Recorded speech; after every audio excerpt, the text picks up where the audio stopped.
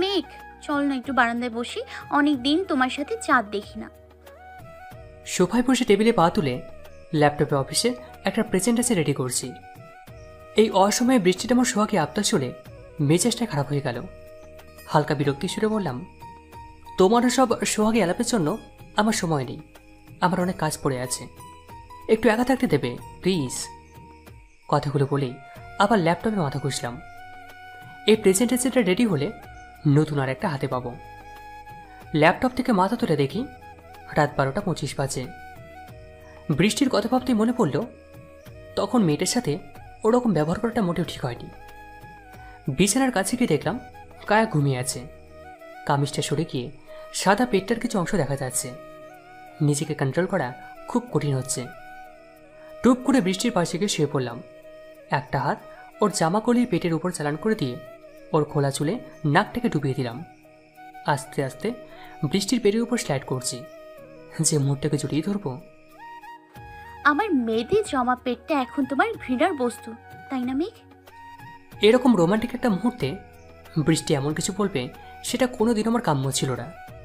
আমি বৃষ্টিকে নিজের দিকে ফেরানোর চেষ্টা করছি, কিন্তু সে শক্ত হয়ে আছে। কয়েকবার চেষ্টা করার পর ওকে ছেড়ে দিলাম। তারপর একটা হ্যাঁচকা টান দিয়ে নিচের দিকে ফিরিয়ে নিলাম। চারদিকে আঁধার হলেও বাইরে থেকে আসা ল্যাম্পপোস্টের আলোয় ওর চোখের কোণটা চিকচিক করে উঠল। বৃষ্টি ভেবেছিল হয়তো আমার চোখে পড়বে না, তাই বার কয়েক চোখটাকে পিটপিটিয়ে পানিগুলোকে হারাল করে নিল। মেদ থাকলেও তোমার এই শরীর আমার, না থাকলেও আমার। শুধু তোমার শরীর না, তোমার রুহ, তোমার ভালোবাসা, তোমার ভালো খারাপ সব কিছুই আমার। সব কিছুতেই শুধু আমার অধিকার। তুমি আমার ভালোবাসা বৃষ্টি, আমার স্ত্রী, আমার অর্ধাঙ্গিনী, তোমার সব কিছুই আমার ভালো লাগা। আর আমি সরি তখনকার বিহেভিয়ার জন্য। জানো তো মেঘ, অসুখ কখনো একদিনে বাঁধে না। বার কয়েক অনিয়ম করলে শরীর সহ্য ক্ষমতা হারিয়ে ফেলে, রোগ দানা বাঁধে। যাকে ঘুমিয়ে পড়ো, সকালে তোমার অফিস। আর কথা বলতে দেওয়া যাবে না, বড্ড অভিমান করে আছে মেয়েটা। ঠোঁট দিয়ে ওর ঠোঁট দুটো দখল করে নিলাম। বৃষ্টি এক হাত আমার চুলে আর এক হাত দিয়ে শার্ট খামচে ধরল। দু হাত দিয়ে ওর কোমর চাপটে ধরে নিজের সাথে মিশিয়ে নিলাম। অনেক দিন থেকে ভালোবাসা হয়নি বউটাকে। আজকে ভালোবাসা দিয়ে সব অভিযোগ মিটিয়ে দেব। আমার সময়ের উপরে যে তার অধিকার আছে, সে যে আমার অর্ধাঙ্গিনী। ঘুম ঘুম চোখে বিছানা হাতাচ্ছি। বৃষ্টিকে না পেয়ে চোখ খুলে এপাশ ওপাশ তাকালাম। জানালার পর্দাগুলো বাতাসে উঠছে। খুট করে শব্দ শুনে চোখ গেল ওয়াশরুমের দরজার দিকে। বৃষ্টি মাত্র গোসল ছেড়ে বের হচ্ছে। হালকাতে তোয়ালা দিয়ে আঙুল গলিয়ে চুলের পানি মুছছে। হয়তো ভেবেছিল আমি ঘুমিয়ে আছি, তাই বিছানার সামনে দাঁড়িয়ে চুল ঝাড়তে লাগলো। আমার উপর চোখ পড়তেই শরীরকে ড্রেসিং টেবিলের সামনে গিয়ে দাঁড়ালো। আমি সন্তপর্ণে বিছানা থেকে নেমে আলমারি খুলে একটা শাড়ি বের করলাম। অনেক সুন্দর করে শাড়িগুলো গুছিয়ে রেখেছে, কিন্তু উপরে থ্রি পিসে ছড়াছড়ি। আমি আলমারিটা বন্ধ করে বৃষ্টির পিছনে গিয়ে দাঁড়ালাম। সে এখনো চুল মুছতে ব্যস্ত। পিছন থেকে দু হাতে ওর পেট জড়িয়ে ধরলাম। হঠাৎ করে জড়িয়ে ধরায় বৃষ্টি হালকা ভয় পেয়ে গেল। ডান হাতটা আস্তে ওর বুকে উঠিয়ে জামার গলাটা ধরে সজোরে একটা টান মারলাম। হঠাৎ হ্যাঁচকা টান পড়ায় জামার অনেকটাই ছিঁড়ে গেছে। বৃষ্টি আমাকে ধাক্কা দিয়ে সরিয়ে দিল। তোয়ালেটা বুকে জড়িয়ে চেঁচিয়ে উঠল, তুমি কি পাগল হয়ে গেছো? আমি শান্ত দৃষ্টিতে বৃষ্টি দিকে চেয়ে ব্লাউজ আর পেটিকোটটা গিয়ে দিয়ে বললাম, চেঞ্জ করে আসো। বৃষ্টি কোনো কথা বলল না। আমার হাত থেকে কাপড়গুলো নিয়ে ওয়াশরুমে চলে গেল। 5 মিনিট পর বৃষ্টি গায়ে তোয়ালে জড়িয়ে বেরিয়ে এলো। আমি বিছানা থেকে শাড়িটা তুলে বৃষ্টিকে পড়াতে শুরু করলাম। শাড়ির কুচে কুচতে গিয়ে ওর পেটে আলতো করে একটা চুমু দিলাম। বৃষ্টির চোখ পুচে চুপচাপ দাঁড়িয়ে আছে। আমি ওর কোমর জড়িয়ে আরও বেশ কয়েকটা চুমু খেয়ে আঁচলের দিকে এগোলাম। একটা কথা খুব ভালোভাবে মনে পড়ছে, বৃষ্টি শাড়ি পরতে পারে না। ও অনেকবার শাড়ি পরা শিখতে চেয়েছিল, কিন্তু আমি দিইনি। আমার ইচ্ছা ছিল আমি নিচে হাতেকে শাড়ি পরাবো। কুচি গুছিয়ে দেবার বাহানায় ওর মেয়েধীন পেটে ঠোঁটে ছোঁয়া দিতে পারবো। সেজন্য কখনো ওকে নিচে শাড়ি পরতে দিতাম না। বিয়ের পর 6 মাস যখনই ও শাড়ি পরতো, আমি তখন ওকে শাড়ি পরিয়ে দিতাম। কিন্তু হুট করে একদিন অফিস যাওয়ার সময় ও জেদ ধরে বসলো ওকে শাড়ি পরিয়ে দিতে হবে। এদিকে অফিসে সেদিন ইম্পর্টেন্ট মিটিং ছিল। একে তো দেরি, তার উপর বৃষ্টির অহেতুক পায় না। রাগে ওর মুখে শাড়ি ছুঁড়ে মেরে চলে যায়। তারপর থেকে আর ওকে একদিনও শাড়ি পরতে দেখেছি বলে মনে হয় না। পরবে বা কী করে, সে তো শাড়ি পরতে জানে না। আঁচলটা ঠিক করে আবার ওকে তুলে বসিয়ে দিলাম, চুলগুলো আছড়ে দিলাম যত্ন করে। বৃষ্টি আয়নাতে আমাকে দেখছে, ওর চোখ দুটো টলমল করছে। আমার হাতটা চেপে ধরে বলল, এত ভালোবেসো না প্লিজ, সহ্য হবে না। বলেই বৃষ্টি উঠে চলে গেল। আমি জানি বৃষ্টি কেন এমনটা বলছে। ও ভয় পাচ্ছে হয়তো আমি আবার ওকে অবহেলা করব, কিন্তু আর না। কাজের নেশায় এতটা বোধ হয়েছিলাম যে আমার অস্তিত্বকেই আমি ভুলে গেছি। ফ্রেশ হয়ে ডাইনিংয়ে চলে গেলাম। মা আগেই নাস্তা সেরে নিচের রুমে চলে গেছেন। বৃষ্টি আমার জন্য প্লেট সাজাচ্ছে। তুমি খাবে না? আগে তুমি খাও, আমি পরে খেয়ে নিব। না, এখনই খাবে। বসো, আমি খাই দিচ্ছি। হাত ধরে বৃষ্টিকে আমার পাশে চেয়ারটাতে বসিয়ে দিলাম। নিজের হাতে তুলে ওকে খাইয়ে দিচ্ছি। ও অপলকভাবে আমার দিকে তাকিয়ে আছে। খাওয়া শেষে বৃষ্টি প্লেটগুলো নিয়ে চলে গেল। আমি গাড়ি নিয়ে বেরিয়ে পড়লাম মার্কেটের উদ্দেশ্যে। শাড়ির দোকান থেকে শাড়ি কিনে বের হব, এমন সময় নজর গেল পাশের একটা জুয়েলারি দোকানের দিকে। বিয়ের পর থেকে আজ পর্যন্ত একটা সোনাও কিনে দেওয়া হয়নি বৃষ্টিকে।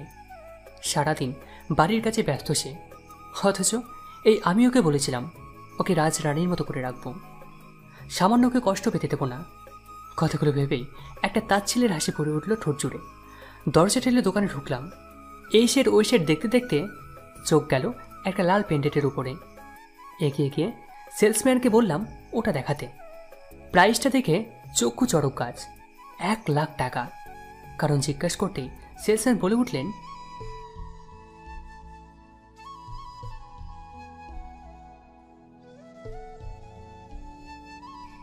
এই সামান্য একটা পাথরের পিছনে 1,00,000 টাকা খরচ করার পর মানে হয়?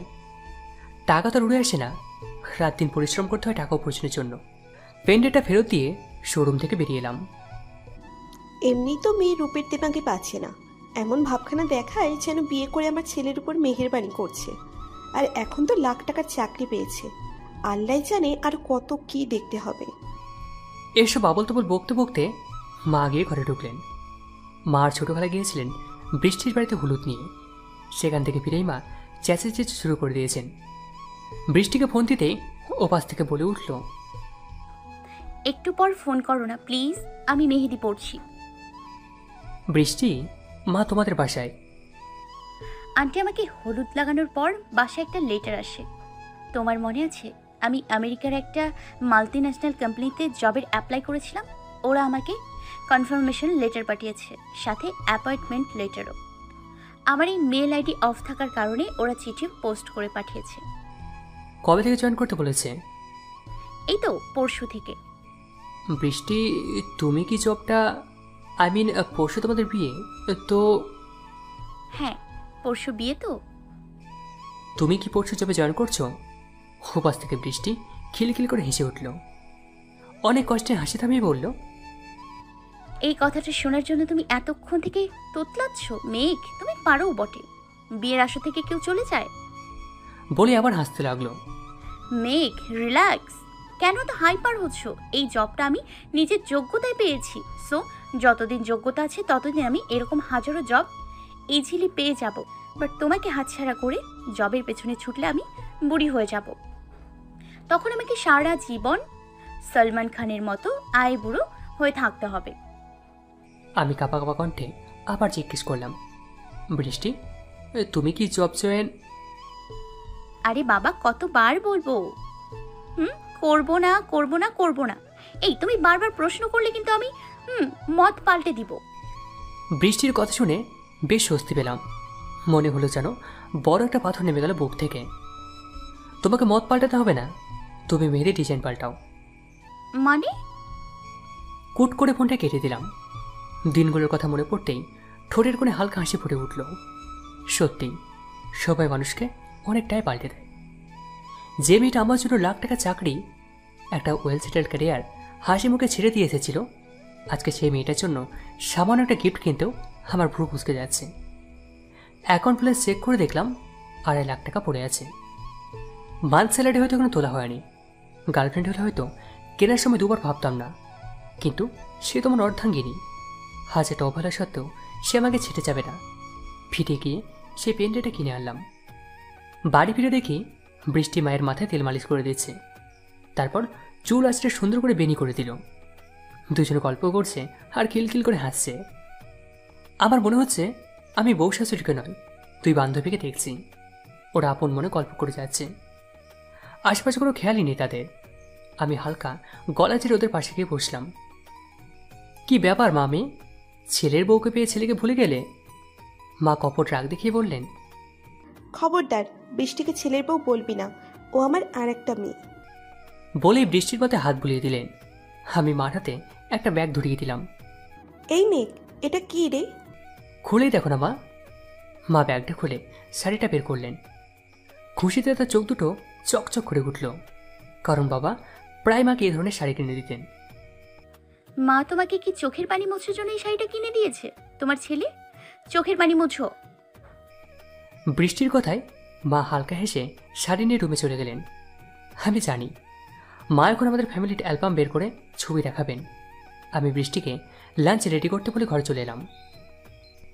বৃষ্টি রুমে ঢুকতে পিছন থেকে ওর চোখ দুটো চেপে ধরলাম। গুটি গুটি পায়ে এগিয়ে নিয়ে ওকে বিছানায় বসিয়ে দিয়ে শাড়ি আর পেন্ডেন্টটা ওটাতে ধরিয়ে দিলাম। বৃষ্টি শাড়িটাতে একবার হাত বুলিয়ে বিছানাটা এক কোণায় রেখে উঠে চলে গেল। আমি গিয়ে ওর কাছে হাত রাখতেই আমার বুকে ঝাঁপিয়ে ছোট বাচ্চাদের মতো কাঁদতে লাগলো। আমিও দু হাতে ওকে বাহুবন্দি করে নিলাম। খুব জোরে আঁকড়ে ধরেছে আমাকে ও। ওকে থামানোর কোনো বস্তু তো আমার নেই। কাঁদুক না একটু, অভিমান আর কষ্টগুলো যদি চোখের পানি হয়ে ঝরে যাক, যাক না, তাতে ক্ষতি কি? মেঘ, আমার শাড়ি গহনা কিচ্ছু চাই না, আমার তোমাকে চাই, তোমার সময় চাই। এই শাড়ি গহনা দিয়ে ঘন্টা দুয়েকের জন্য হয়তো আমার ঠোঁটে হাসি ফুটবে, কিন্তু খরচ করা টাকাটা ফিরিয়ে আনার জন্য তুমি আবার আমাকে ভুলে কাজে ব্যস্ত হয়ে যাবে, যেটা আমাকে প্রতিটা মুহূর্তে কুড়ে কুড়ে খাবে। আমার চাই না এসব মেঘ। আমি দু হাতে বৃষ্টির গাল ধরে ওর কপালে আলতো করে একটা চুমু খেলাম। আমার সবটা সব সময় তোমার, আমার সব কিছুতে সবচেয়ে বেশি তোমার অধিকার। এখন কান্না বন্ধ করে শাড়িটা পরে এসো। গত সপ্তাহে নতুন শার্টটা কিনলাম, আর আজ তুমি কেটে দাগ বসিয়ে দিলে। এখন আবার খাটনি খাটতে হবে নতুন শার্ট কেনার জন্য।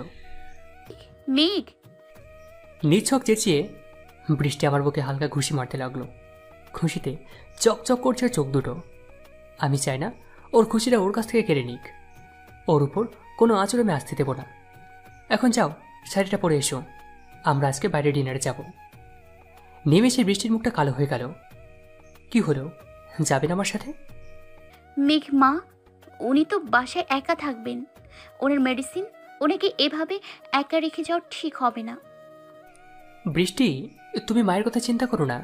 আমি রামেশের খালাকে বলে দিয়েছি, উনি রাতে এসে মাকে খাইয়ে ওনাকে মেডিসিন খাইয়ে দেবে। এবার হ্যাপি?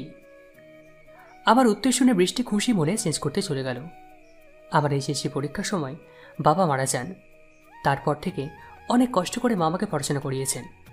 আমার সব আহ্লাদ, সব ইচ্ছা পূরণ করেছেন। বাবা মারা যাওয়ার পর থেকে মা খুব খিটখিটে হয়ে যান। তার মনের মধ্যে এই ভয়টা ঢুকে যায় যে হয়তো আমাকে বিয়ে দিলে আমার অর্ধাঙ্গিনী আমাকে তার কাছ থেকে সরিয়ে দেবে, আমাদের মা ছেলের সম্পর্কে ফাটল ধরাবে। কিন্তু বিয়ে না দিয়েও তো উপায় নেই। তাই মা ঠিক করলেন আমার খালাতো বোন আপনার সাথে আমার বিয়ে দেবেন। নিজেদের মধ্যে বিয়ে দিলে আমাকে হারানোর ভয় থাকবে না। আমার স্ত্রী চাইলেও আমাকে মায়ের কাছ থেকে দূরে নিয়ে যেতে পারবে না। তাই বৃষ্টির সাথে আবার বিয়ের সময় মা ঘোর বিরোধিতা করেন। শুধু মা জেদের জন্যেই বৃষ্টির সাথে আমার বিয়ে দিতে বাধ্য হন মা। বিয়ের পর থেকে বৃষ্টির সাথে মায়ের কিটকট লেগেই থাকত। প্রথম প্রথম বিষয়টা উপভোগ করলেও দিন দিন অসহ্য হয়ে ওঠে। আমার কেন জানি মনে হতে লাগলো মা যা বলেন সব কিছু ঠিকই বলেন। বৃষ্টি হয়তো আর বাকিদের মতো মায়ের সাথে খারাপ বিহেভ করছে। একদিন অফিস থেকে মাত্র বাসে ফিরেছি। মায়ের ঘরে গিয়ে দেখি মা তসবি গুনছেন আর নিঃশব্দে কাঁদছেন। মায়ের চোখের পানি দেখে আমার বুকটা কেঁপে উঠল। মা, কি হয়েছে, তুমি কাঁদছো কেন? বাবারে, আমার হাজারবার নিষেধ করা সত্ত্বেও তুই বৃষ্টিকে আমার বাসায় বউ করে আনলি। ওর জায়গায় আজ আফরা থাকলে হয়তো আজ এমনটা করতো না। মায়ের কথা শুনে মেজাজটা খুব খারাপ হয়ে গেল। তাহলে কি সত্যি বৃষ্টি? মা, কি হয়েছে বলবে আমাকে? সকালে বৃষ্টিকে বলেছিলাম সরিষা বাটা দিয়ে ইলিশ মাছ রান্না করতে। তোর বাবার খুব পছন্দের ছিল। ওনার খুব ইচ্ছে ছিল তোর যখন বিয়ে হবে ছেলের বউয়ের হাতে সরিষা ইলিশ খাবেন। দুপুরে রান্নাঘরে পানি আনতে গিয়ে দেখি রামিসা রান্না করছে আর বৃষ্টি ঘরে বসে আছে পানিতে হাত ডুবিয়ে। মায়ের কথা শুনে প্রচণ্ড রাগ উঠল। বৃষ্টি কখনো এমনটা করবে আমি ভাবতেও পারিনি। রাগে গজরাতে গজরাতে রান্নাঘরে গিয়ে দেখি বৃষ্টি আর আমি সেখানে মিলে রাতের খাবার রেডি করছে। রান্নাঘরে ঢুকেই চেঁচামেচি শুরু করে দিলাম। তোমার কাছ থেকে এটা আশা করিনি বৃষ্টি। বিয়ের আগে তোমাকে প্রতিদিন বাড়িতে বাড়িতে করে নিজের হাতে রান্না করে খাবার আনতে, আর এখন মা খেতে চেয়েছেন, হ্যাঁ সে সামান্য রান্না করার সময় নেই তোমার। বেশ কিছু কথা শুনিয়ে দিলাম বৃষ্টিকে। এত কিছুর মধ্যে বৃষ্টি টু শব্দ করেনি। আমি রান্নাঘর থেকে চলে আসব এমন সময় রামিশাখালা বৃষ্টিকে জিজ্ঞাসা করে উঠল, আফামনি, আপনি ভাইজানরে বলেননি সরিষা আপনার অ্যালার্জি?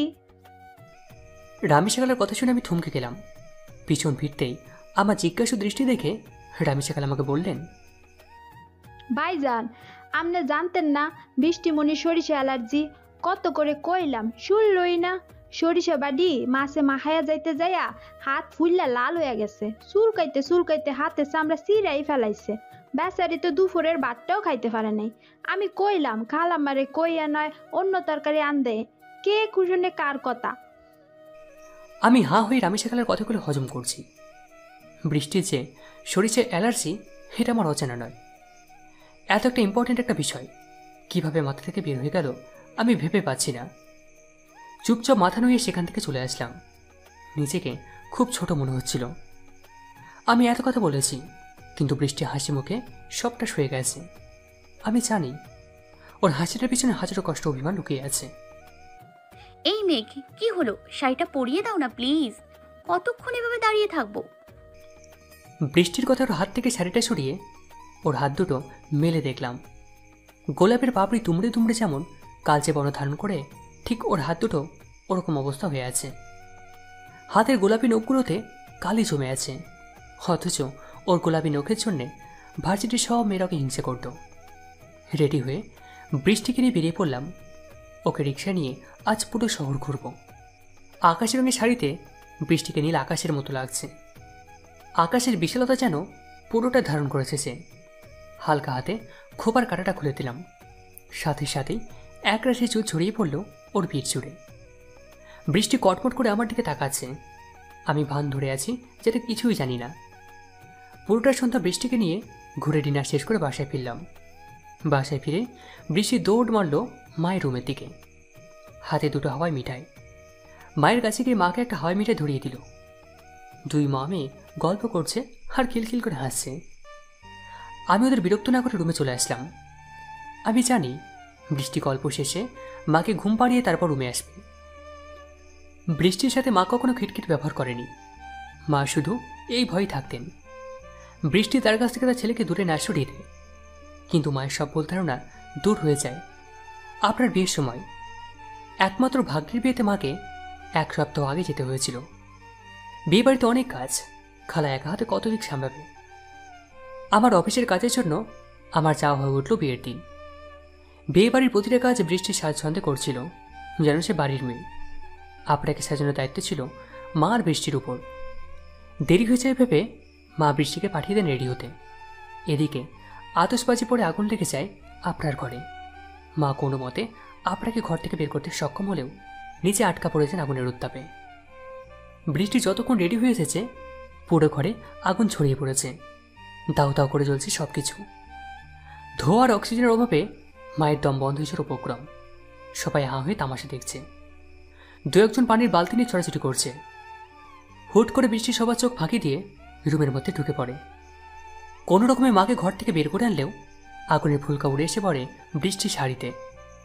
নিমেষে জ্বলে ওঠে বৃষ্টির শরীর। মায়ের ফোন পেয়ে আজ রাস্তা থেকে ছুটেছে হসপিটালে। আমাকে দেখে মা আমাকে জড়িয়ে ধরে সবটা বলতে লাগলেন। অঝরে কেঁদে যাচ্ছেন মা। বাবা মারা যাওয়ার পর প্রথম তাকে বেদর কাঁদতে দেখলাম। আমি সবটা শুনে মুহূর্তে যেন পাথর হয়ে যায়। প্রচণ্ড অসহায় লাগছিল নিজেকে। আমি থেকে থেকে মায়ের দিকে অসহায়ভাবে তাকাচ্ছি। মা আমার অবস্থা থেকে আঁচড়ে মুখ লুকিয়ে অনেকটাই কাঁদছে। যে বৃষ্টিকে বা সহ্য করতে পারতেন না, আজকে সেই বৃষ্টির জন্য মা কেঁদে ভাসাচ্ছেন। প্রায় 1.5 দিন পর জ্ঞান ফিরে বৃষ্টির। ধীর পায়ে আগাচ্ছি আমি। ডক্টর বলেছেন বৃষ্টির শরীরের খুব বেশি আশঙ্কা না পড়লেও ক্ষতগুলো বেশ গভীর, যে কোনো সংক্রামক রোগে সহজে আক্রান্ত হতে পারে। বৃষ্টির কাছে গিয়ে ওর মাথায় হাত রাখতেই পিট পিট করে চোখ খুলে বলে উঠল, মেঘ, মা কোথায়? উনি ঠিক আছেন তো? বলো না মেঘ, চুপ করে আছো কেন? আমি হালকা মাথা নাড়লাম। ওর চোখে মুখে স্বস্তির হাসি ফুটে উঠল। আমি বুঝতে পারছি আমার চোখগুলো ঝাপসা হয়ে আসছে, কান্না তলা পাকাচ্ছে গলায়। ভাঙা গলায় জিজ্ঞেস করলাম, তুমি তো বাইরে ছিলে, কি দরকার ছিল যেতে আগুনে চাপার? বৃষ্টি মুচকে হেসে পড়ল। কি দরকার ছিল যেতে আগুনে চাপার? বৃষ্টি মুচকে হেসে পড়ল, মেঘ জানো, তোমাকে অনেক বেশি ভালোবাসি। আর তোমাকে পেয়েছি মায়ের কারণে। আমার জীবনের সবচেয়ে বেস্ট গিফট মা আমাকে দিয়েছে। তার জন্য আমি ওনার কাছে চিরকৃতজ্ঞ থাকব। এর জন্য যদি আমার এই কাজ আবার করতে হয়, আমি হাসি মুখে করব। আমি আর সেখানে থাকতে পারিনি, উঠে চলে আসবো। হঠাৎ চোখে পড়ল মা পর্দার আড়াল থেকে সবটা দাঁড়িয়ে শুনছেন। মায়ের দিকে তাকাতে টুপ করে এক ফোঁটা পানি গড়িয়ে পড়ল চোখ থেকে। 1 সপ্তাহ পর বৃষ্টিকে হসপিটাল থেকে ডিসচার্জ দেওয়া হয়। মা সারাক্ষণ বৃষ্টির পাশে এসে বসে থাকতেন, তার সেবা যত্ন করতেন। আমি চেষ্টা করতাম বৃষ্টির সাথে থাকার, কিন্তু অফিসের কারণে তা হয়ে উঠত না। তবুও যথাসাধ্য চেষ্টা করতাম ওকে সবসময় দেখার জন্য। আমি ওর পাশে গিয়ে বসলে আমার বুকে গুটি গুটি মেরে ঢোকার চেষ্টা করত। ওকে স্পর্শ করতেও আমার ভয় লাগতো। জায়গায় জায়গায় ক্ষতগুলো প্রতিটা মুহূর্তে এক অবর্ণনীয় কষ্ট দিত। মাস 5 পর বৃষ্টি অনেকটাই সুস্থ হয়ে উঠল। মা খাওয়া দাওয়া ছাড়া প্রতিটা সময় বৃষ্টির সাথে থাকতেন। নিচের মেয়ের চেয়েও বেশি ভালোবাসতে শুরু করলেন বৃষ্টিকে। একদিন আমাকে ডেকে মা বললেন, মেঘ, সেদিন যদি তুই জেদ করে বৃষ্টিকে বিয়ে না করতি, তবে হয়তো আমি আজকে একটা মেয়ে পেতাম না। আমার খুব ইচ্ছে ছিল তোর একটা ছোট বোন থাকবে, কিন্তু আল্লাহ তখন আমার সেই ইচ্ছে পূরণ করেননি। আজ করেছেন, বৃষ্টিকে তিনি আমার মেয়ে হিসেবে পাঠিয়েছেন। তোমার কি বিছানা বালিশ আজ বাথরুমে পাঠিয়ে দিব? ওয়াশরুমের বাহির থেকে বৃষ্টির গলা শুনতে পেলাম। শাওয়ারটা অফ করে বেরোতে বৃষ্টি চেঁচিয়ে উঠল, বুড়া হয়ে গেছে, তাও লজ্জা সরম কিচ্ছু নাই। খালি একটা টাওয়াল পরে ঘোরের কি দরকার? বলি, কাপড়ের সাথে এত শত্রুতা কেন তোমার? আমি কপট রাগ দেখিয়ে বৃষ্টিকে জড়িয়ে ধরলাম। কি? আমি বুড়া? আমি বুড়া? তাহলে তুমি কি? তাহলে তুমি বুড়ি, থুড়থুড়ি বুড়ি বলেই দাঁত কেলাতে শুরু করলাম। বৃষ্টি এবার রাগে লাল হয়ে বলল, কি? আমি বুড়ি? তুমি বুড়া? আমি বৃষ্টির কোমর জড়িয়ে ধরে একটা ভেলকি মার হাসি দিয়ে বললাম, আমি গুলগুলো বুড়া, তাই না? তাহলে তো এই বুড়ার শক্তি দেখতেই হয়। বৃষ্টি আমার কথা শুনে লজ্জায় লাল হয়ে গেল। ও ছাড়ানোর চেষ্টা করছে, কিন্তু আমি ওকে আরও শক্ত করে জড়িয়ে ধরলাম। তারপরের পাতাগুলো ফাঁকা। ডায়েরিটা আরেকবার শুরু থেকে উল্টে পাল্টে দেখলো রেওয়াজ, কিন্তু একটা বড় খুঁজে পেল না। এত কিছুর পরেও মেয়েটিকে ভুলে গেলি? মেলবোর্নের ব্ল্যাক পার্ল বারে বসে মদ গিলছে মেঘ। ককটেলের জন্য বিখ্যাত এই বারে প্রায় আনাগোনা চলে তার। অস্ট্রেলিয়ার সবচেয়ে এক্সপেন্সিভ বারগুলোর হলো একটি ব্ল্যাক পার্ল। বারের এক কোনায় বসে একের পর এক প্যাক গিলে চলেছে সে। চোখ দুটো লাল বর্ণ ধারণ করে আছে, নেশায় চুরমার সে, তবুও মদ খাচ্ছে। হঠাৎ করে রেওয়াজের গলা শুনে এক চুমুকে প্যাকটা শেষ করে তার দিকে চোখ তুলে তাকালো। মানে? কোনো রকমের টলতে টলতে বলল সে। মেঘের সামনে টেবিলে ডায়েরিটা রাখলো রেওয়াজ। লাল কভারে মোড়ানো ডায়েরিটা দেখে নেশাগ্রস্ত অবস্থাতেও চিনতে অসুবিধা হয়নি তার। চিলের মতো ছোঁ মেরে মুহূর্তে ডায়েরিটা কেড়ে নিল সে। মেঘের কাছ থেকে কোনো উত্তর না পেয়ে বেশ বিরক্তির সুরে রেওয়াজ জিজ্ঞেস করল, মেঘ, কিছু বলছি তোকে। কিভাবে পারলি ওকে ভুলে যেতে? কার কথা বলছিস? মেঘ, তুই ভালো করে জানিস আমি কার কথা বলছি। আই এম টকিং আউট বৃষ্টি। হুইস্কির গ্লাসটা শক্ত করে চেপে ধরল মেঘ। নিজের রাগকে কন্ট্রোল করে বলল, আমি ওর ব্যাপারে কথা বলতে চাই না। She is my past. শেষ পেগটুকু গলায় ঢেলে উঠে চলে যাচ্ছিল মেঘ। ওর কাঁধে ভর দিয়ে থামালো Rewaz. She is not your past, she is your wife.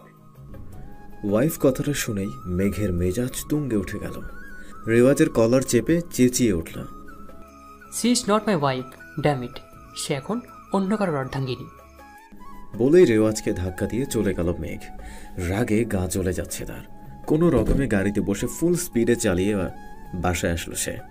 মাঝরাতের কারণে রাস্তায় তেমন কোনো গাড়ি নেই। বাসায় ঢুকেই স্টোর রুমে চলে গেল সে। লাইট জ্বালিয়ে পাগলের মতো কিছু খুঁজতে লাগলো। এদিক ওদিক খুঁজে একটা বড় লাগেজ খুঁজে পেল সে। লাগেজ খুলে একটা ছবি হাতে নিল সে। বৃষ্টির আর তার বিয়ের ছবি। বিয়ের দিন সবাই যখন খাওয়া আর সেলফি তোলা নিয়ে ব্যস্ত, সেই ফাঁকে টুপ করে একটা চুমু বসিয়েছিল বৃষ্টি মেঘের গালে। তাদের অজান্তেই মুহূর্তটা ক্যামেরাবন্দি করেছিল বৃষ্টির এক বান্ধবী। বিয়ের সময় বেশিরভাগ নতুন বউকে লজ্জা পেতে দেখা যায়, কিন্তু বৃষ্টি কিস করার পর থেকেই মেঘের গাল দুটো টমেটোর মতো লাল হয়ে থাকে।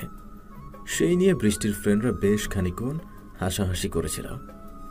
স্মৃতিগুলো মনে করেই অজান্তে হেসে ওঠে মেঘ। ছবিটা বুকে জড়িয়ে অঝরে কেঁদে যাচ্ছে সে। কেন ছেড়ে চলে গেলে বৃষ্টি? কি কমতে ছিল আমার ভালোবাসায়? কেন মনটা করলে তুমি? টাকার স্ট্যাটাস কি এত বড় হয়ে গেল তোমার কাছে? আমার ভালোবাসা তোমার চোখে পড়লো না কেন বৃষ্টি, কেন? রাগে জোরে ছবিটা আছাড় মারল মাটিতে মেঘ। সাথে সাথে ফ্রেমে থাকা কাঁচ ভেঙে টুকরো হয়ে গেল। এগুলো শুধু কাঁচের টুকরো না বৃষ্টি, এগুলো আমাদের সম্পর্ক। এই কাঁচের টুকরোগুলো যেমন জোড়া লাগানো যাবে না, আমাদের সম্পর্কটাও কোনো দিন জোড়া লাগানো যাবে না। I hate you Brishti, I hate you. রাগে গজগজ করতে করতে বেরিয়ে আসলো মেঘ। দু একটা কাঁচের টুকরো পায়ে ঢুকে রক্ত ঝরছে টপ টপ করে। টলতে টলতে কোনো রকমে বেডরুমে এসে পৌঁছালো মেঘ। নেশা মাথায় চড়ে গেছে তার। এতক্ষণ অনেক কষ্টে নিজেকে ধরে রেখেছে সে। বুকের মধ্যে তীব্র ব্যথা হচ্ছে তার। বিছানায় মুখ থুবড়ে ঢলে পড়ল সে। ব্যথাগুলো চোখের পানির সাথে মিলিয়ে ধুয়ে যাচ্ছে। ঠোঁট শুধু একটা শব্দ উচ্চারণ করছে, বৃষ্টি। রাত পেরিয়ে ভোরের আলো চারিদিকে ফুটে উঠছে। পাখিরা উড়ে চলছে নিজ ঠিকানায়। সোনালি আভা চোখে পড়তে চোখ কুঁচকে নিল মেঘ। কাল রাতে বেশ করে মদ গিলেছে সে। মাথা ভার হয়ে আছে তার। উঠতে গিয়ে পায়ের ব্যথায় কেঁকিয়ে উঠল। মাথায় হাত দিয়ে উঠে বসতেই পাশে জ্যাকসন আঙ্কেল লেবু পানি হাতে দাঁড়িয়ে আছেন। জ্যাকসন আঙ্কেলকে দেখে মেঘ বলে উঠল, মাথাটা খুব ধরেছে আঙ্কেল, কালকে রাতে হয়তো একটু বেশি হয়ে গেছিল। আর হবে না মেঘ বাবা, গত 5 বছর থেকে এই এক কথাই শুনে আসছি। কাল রাতে তো পাটা কেউ ছাড়েননি। কি অবস্থা করেছেন নিজের? মেঘ হালকা হেসে উঠে গিয়ে লেবু পানিটা খেয়ে নিল। এখন অনেকটা ভালো লাগছে তার। মেঘ বাবা, রাওয়াজ বাবা এসেছেন, নিচে বসে আছে। চাচা আপনি চান? আমি ফ্রেশ হয়ে আসছি। ফ্রেশ হয়ে কফির মগ হাতে নিয়ে নিচে নামলো মেঘ। রেওয়াজ সোফায় গিয়ে বসে ম্যাগাজিন পড়ছে। মেঘ গিয়ে রেওয়াজের সামনে মুখোমুখি হয়ে বসল। রেওয়াজ তখনও এক মনে ম্যাগাজিনের পাটা উল্টাচ্ছে। মেঘ বেশ উসখুস করছে। বেশ খানিকক্ষণ দ্বিধা দ্বন্দ্বে কাটানোর পর মেঘ মুখ খুলল। রেওয়াজ, আসলে তুই গেস্ট রুম পরিষ্কার করার সময় সার্ভেন্টের ডায়েরিটা খুঁজে পাই। আমি জানি মেঘ, কারো পারমিশন ছাড়া তার ডায়েরি পড়া খারাপ, বাট তোর আর আমার সম্পর্কে হয়তো এটাই ভুল কিছু না বলে আমি মনে করি। কথাগুলো বলে ম্যাগাজিনটা বন্ধ করে সামনে টি টেবিলে রাখলো রেওয়াজ। মেঘ অনেকটা অবাক হয়ে দেখছে রেওয়াজকে। এই কথাটাই সে এতক্ষণ থেকে বলার চেষ্টা করছিল, কিন্তু কিভাবে কি শুরু করবে সেটা বুঝে উঠতে পারছিল না। রেওয়াজের বাসা থেকে আসার সময় ডায়েরিটার কথা প্রায় ভুলেই গিয়েছিল সে। নিজের উপর রাগ উঠছে তার। সেদিন ডায়েরিটা রেখে না আসলে আজকে এই ঝামেলা পোহাতে হতো না। বৃষ্টি কোথায় মেঘ? রেওয়াজের কথা শুনে থমকে গেল মেঘ। মনে মনে এমন কিছুরই আশঙ্কা করছিল সে। বৃষ্টির ব্যাপারে কোনো কথাই সে তুলতে অনিচ্ছুক। চাচ্ছে না সে তার অতীতকে মনে করতে। প্রসঙ্গ পাল্টানোর জন্য বলে উঠল, তুই বস, আমি জ্যাক আঙ্কেলকে বলছি ব্রেকফাস্ট রেডি করার জন্য। কথাটা বলেই উঠে চলে যাচ্ছিল মেঘ। পেছন থেকে রেওয়াজের গলা শুনতে পেল, আমি ব্রেকফাস্ট করার জন্য আসিনি মেঘ, আমি তোর আর বৃষ্টির ব্যাপারে জানতে চাই। মেঘ রেওয়াজের দিকে ফিরে তাকিয়ে বলল, বৃষ্টির আর আমার ব্যাপারে কথা বলার কিছু নেই রেওয়াজ, তুই অযথা কথা বাড়াচ্ছিস। রেওয়াজ এবার একটু নড়ে চড়ে বসে বলল, মেঘ তুই আমার ছোটবেলার বন্ধু, সেই ছোট্টবেলা থেকে আমরা একসাথে বড় হয়েছি। আমাদের দুজনের সেসব একসাথেই কেটেছে। তোর আর আমার মধ্যে সিক্রেট বলতে কিছুই ছিল না। কলেজ পাস করে আমি হায়ার স্টাডিজের জন্য ইউএস চলে যাই। আঙ্কেল মারা যাওয়ায় তুই ফ্যামিলির হাল ধরতেই দেশে থেকে গেলি। গ্র্যাজুয়েশন কমপ্লিট করে বৃষ্টিকে বিয়ে করলি। আমি ভিসা এসের জন্য তোদের বিয়েতে অ্যাটেন্ড করতে পারিনি, কিন্তু বিয়ের পর তুই পুরোটাই পাল্টে গেলি মেঘ। সারাদিন ব্যস্ত তুই, কল রিসিভ করতি না। সোশ্যাল মিডিয়া কী জিনিস সেটা তো ভুলেই গেছিলি প্রায়। হুট করে একদিন ফোন করে বললি অস্ট্রেলিয়ায় আসবি। তোর জন্য আমার দরজা সব সময় খোলা ছিল। এখানে এসে আমার কোম্পানিতে জয়েন করলি। নিজের পরিশ্রম আর মেধা দিয়ে নিজের কোম্পানি দাঁড় করালি। ঢাকায় সামান্য 50,000 টাকা বেতন চাকরি করা মেঘ আজকে $1 মিলিয়ন মালিক। এক নাগারে কথাগুলো বলে হাঁপাতে লাগলো রেওয়াজ। চোখে মুখে রাগে লাল হয়ে আছে। মেঘ কফির মগটা রেখে আবার সোফায় গিয়ে বসে পড়ল। শান্ত কণ্ঠে জিজ্ঞেস করল, আমার বর্তমানে কেন ঘাটছে শেওয়াজ? কারণ তোর এই বর্তমানের পিছনে একটা ভয়ঙ্কর অতীত লুকিয়ে আছে, যে অতীতটা আজ 5 বছর ধরে কুড়ে কুড়ে খাচ্ছে। মেঘ, তুই গত কয়েকটা বছর আনুমানিক পরিশ্রম করে আজকের পজিশনে এসেছিস। এখন সফলতার দ্বারা প্রান্তে পৌঁছে তুই তিলে তিলে নিজেকে শেষ করে দিচ্ছিস। রাত দিন মতে নিচে ডুবে থাকিস তুই। মেলবোর্নের প্রতিটা বারে তোর আনাগোনা চলে। এতদিন আমি চুপচাপ ছিলাম, বাট তোকে অবস্থা দেখে আমি আর চুপ থাকতে পারছি না। মেঘ মাথা নিচু করে চুপচাপ রেওয়াজের কথাগুলো হজম করছে। মেঘকে চুপ থাকতে দেখে রেওয়াজ আবারও বলে উঠল, কামন মেঘ, তুই আমার বন্ধুর চেয়েও বেশি। এবার like a brother to me. মেঘ চোখ তুলে রেওয়াজের দিকে তাকাল। রেওয়াজ হালকা করে মাথা নাড়ালো। মেঘ বলে উঠল, কালকে বৃষ্টি আর আমার ম্যারেজ অ্যানিভার্সারি ছিল। আয়াজ চৌধুরী বড়লোক বাপের উগ্র সন্তান। লন্ডন থেকে পোস্ট গ্রাজুয়েট পাস করে আমাদের কোম্পানিতে জয়েন করে ম্যানেজিং ডাইরেক্টর হিসাবে। সুদর্শন পুরুষ আর মাসিক 6 ডিজিটের স্যালারি তাকে মেয়েদের কামনার বস্তু করে তোলে। সেও কম চায় না। সুযোগ হাতছাড়া করার পাত্র সে নয়। টাকা লোভ দেখিয়ে অনেক মেয়ের সাথে বিছানা শেয়ার করেছে, কিন্তু মেয়াদ ওই কয়েকদিন। এক রাতের পর থেকে কোনো মেয়েকে তার ভালো লাগে না। তার ক্যারেক্টারকে প্লে বসে তুলনা করলে ভুল হবে না। বৃষ্টি আর আমার সুখের সংসার ভালোই চলছিল। ইচ্ছে ছিল মেঘ বৃষ্টির আকাশে একটা ছোট্ট রেদুষি বা রোদের আগমন ঘটবে। আমাদের প্রথম ম্যারেজ অ্যানিভার্সারিতে আমার অফিসের সব স্টাফদের ইনভাইট করা হয়েছিল। আমাদের বিয়েটা খুব একটা আয়োজন করতে পারিনি, তাই বৃষ্টির ইচ্ছে ছিল আমাদের ফার্স্ট ম্যারেজ অ্যানিভার্সারি সেলিব্রেট করার। পার্টির দিন আমি নিজে হাতে ওকে সাজিয়েছিলাম। উফ মেঘ, ছাড়ো তো, আর কত সাজাবা? আজকে আমাদের ম্যারেজ অ্যানিভার্সারি, বিয়ে না। চুপ করে বসো তো, কথা বললে আরও দেরি হবে। মেঘ, বোঝার চেষ্টা করো একটু, আমার কাজ আছে। ডান। এবার চোখ খোলো। বৃষ্টি চোখ খুলে একধানে আয়নার দিকে তাকিয়ে আছে। আমি হালকা সেজে জিজ্ঞাসা করলাম, কি দেখছো ওভাবে? মেঘ, তোমাকে আজকে অনেক কিউট লাগছে। মনে হচ্ছে আজকে আবার আমাদের বিয়ে হচ্ছে। যা বাবা, আমি 2 ঘন্টা ধরে ওনাকে সাজালাম, আর উনি ড্যাব ড্যাব করে আমাকে গিলে খাচ্ছেন। হয়েছে তোমার, সরো, যাবো আমি। বৃষ্টি উঠে চলে যাচ্ছিল। আমি পিছন থেকে ওর হাতটা ধরে টেনে নিজের সাথে মিশিয়ে নিলাম। ভারী লেহেঙ্গা আর গয়না পরে বেচারি তাল সামলাতে না পেরে আছড়ে পড়ে গেল আমার বুকে। আমি ডান হাতে ওর থুতনিটা উঁচু করে লাল টকটকে ঠোঁট দুটো ছুঁয়ে দিলাম। বৃষ্টি চোখ বড় বড় করে আমার দিকে তাকিয়ে আছে। নজর টিকা লাগিয়ে দিলাম, এখন আপনি যেতে পারেন। বৃষ্টি মুচকে এসে সেখান থেকে দৌড়ে পালালো। ডাইনিংয়ে দাঁড়িয়ে আমি আর বৃষ্টি গেস্টের সাথে কথা বলছি। হঠাৎ করে দরজা থেকে চোখ পড়তে আমি থমকে গেলাম। আয়াজ চৌধুরী আমার বাসায়। অফিসের সবার সাথে ওনাকে ইনভাইট করেছিলাম, কিন্তু আমার জানা মতে উনি কোনো ফ্যামিলি ফাংশনে অ্যাটেন্ড করেন না। এই জন্য আমি অনেকটা নিশ্চিন্ত ছিলাম। তবে হুট করে আমার বাসায় গেল। পরের মুহূর্তেই বৃষ্টির দিকে চোখ গেল। অপরূপ লাগছে আমার বউটাকে। মনে হচ্ছে আকাশ থেকে কোনো পরীকে বউ সাজিয়ে মাটিতে নামানো হয়েছে। আয়াজ চৌধুরী একটা বাঁকা হাসি দিয়ে আমার দিকে এগিয়ে দিলেন। কংগ্রেচুলেশন মিস্টার মেঘ, অ্যান্ড অলসো হ্যাপি অ্যানিভার্সারি। তা আপনার ওয়াইফকে দেখছি না, কোথায় উনি? বলে এদিক ওদিক তাকাতে লাগলেন। এতক্ষণে বুঝতে পারছি আয়াজ চৌধুরীর এখানে আসার আসল রহস্য। মিস্টার মেঘ, কল ইউর ওয়াইফ প্লিজ। অনিচ্ছা সত্ত্বেও বৃষ্টিকে ডাকতে হলো। আমার ডাক শুনে বৃষ্টি হাসি মুখে এগিয়ে গেল। আয়াজ চৌধুরী হাঁ হয়ে বৃষ্টিকে দেখছে, মনে হচ্ছে যেন চোখ দিয়ে গিলে খাবে। আমার ইচ্ছা করছিল ওর নাক বরাবর একটা ঘুষি মেরে নাকটাকে ফাটিয়ে দিতে। আয়াজ চৌধুরী বলে তোরাটা এগিয়ে দিল বৃষ্টির দিকে। বৃষ্টি একবার আমার দিকে তাকিয়ে হাসি মুখে তোরাটা হাতে নিয়ে বাড়িয়ে দিল। তোরা দেওয়া চলে এসে বৃষ্টির হাত ছুঁয়ে দিল।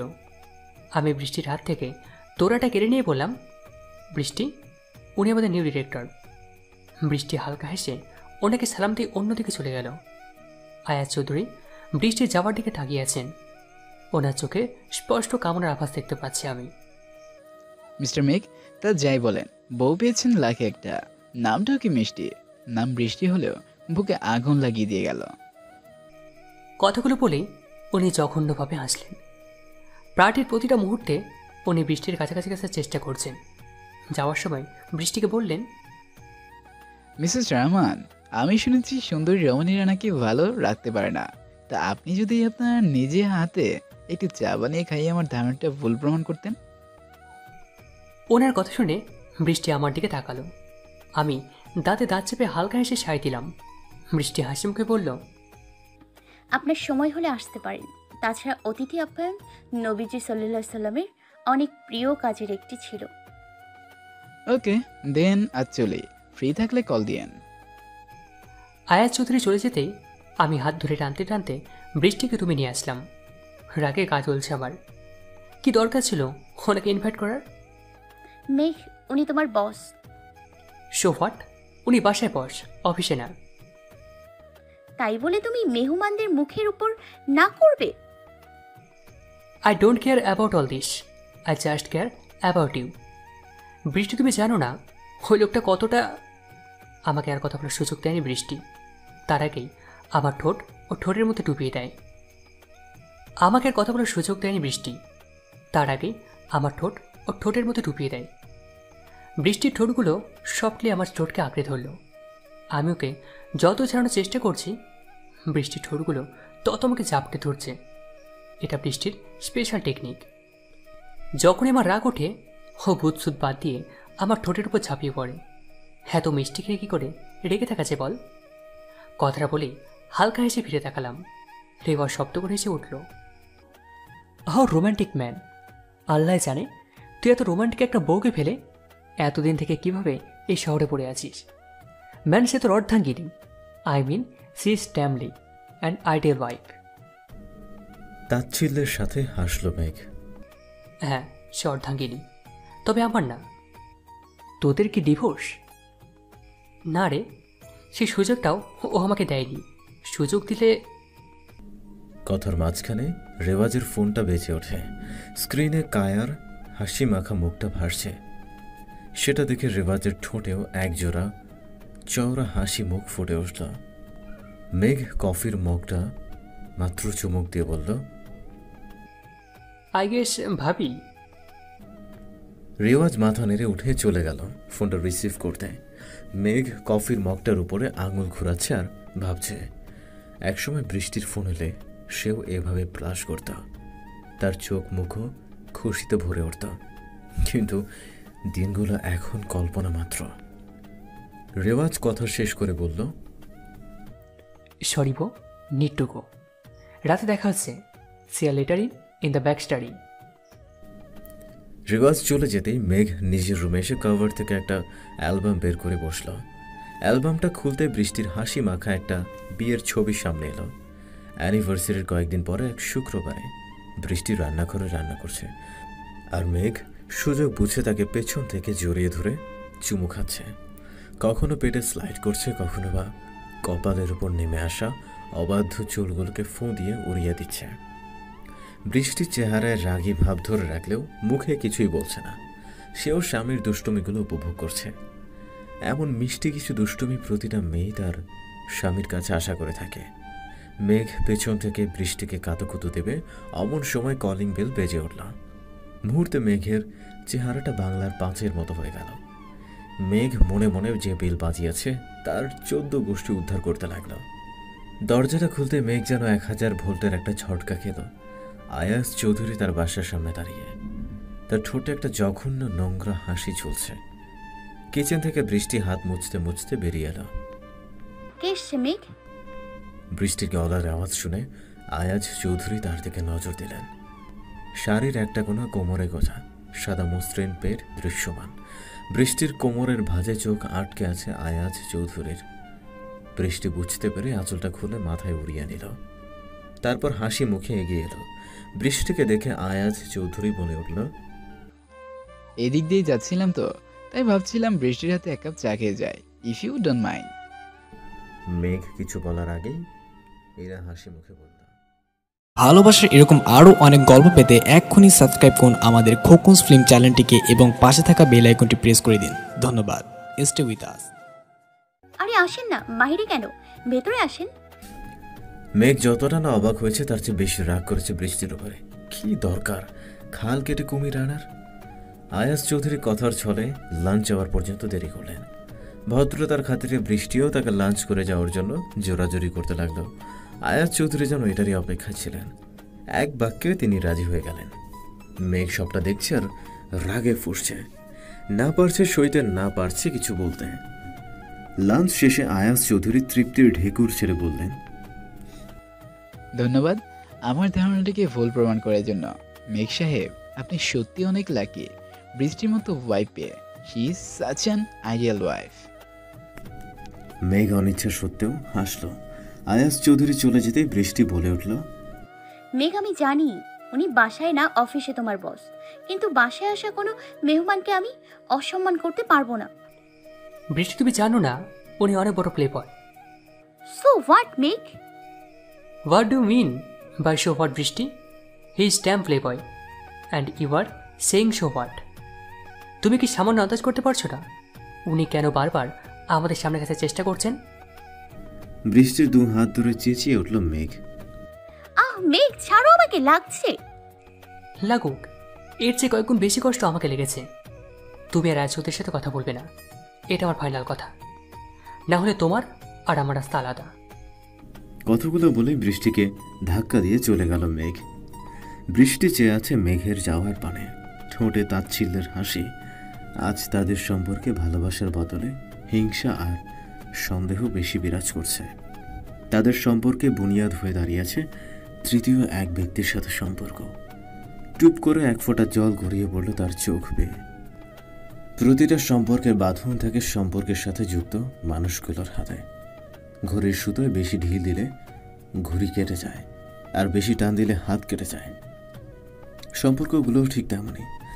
সন্দেহ সম্পর্কের ভিত নড়েবড়ে করে দেয়, আর অতিরিক্ত ভালোবাসা দূরে সরিয়ে দেয়। মেঘ বর্তমানে সম্পর্কের এই গোলক ধাঁধায় আটকে আছে। একদিকে আয়াজ চৌধুরীর লক্ষণ তার কাছে ভালো লাগছে না, অন্যদিকে বৃষ্টিকে নিয়ে তার চিন্তার কোনো শেষ নেই। তার চেয়েও বেশি তাকে কুরে কুরে খাচ্ছে বৃষ্টির প্রতি তার ব্যবহার। কিভাবে পারল সে বৃষ্টির সাথে এতটা জঘন্য ব্যবহার করতে? নিজের ওপর প্রচণ্ড রাগ হচ্ছে তার। বাসার সামনে এসে 1 ঘন্টা থেকে ঘুরঘুর করছে সে। বৃষ্টিকে কিভাবে ফেস করবে সে? মাকেই বা কি বলবে? হঠাৎ মনে হলো তার কাছে বাসার ডুপ্লিকেট চাবি আছে। চুপ করে চোরের মতো নিজের বাড়িতে ঢুকছে। মনে মনে ভাবছে, কি দিন আলো রে মেঘা, নিজের বাড়িতে নিজেকে চোর লাগে। এপাশ ওপাশ উকি দিয়ে রুমের দিকে আগাচ্ছে সে। ডিনার রেডি আছে, হাত মুখ ধুয়ে আসো।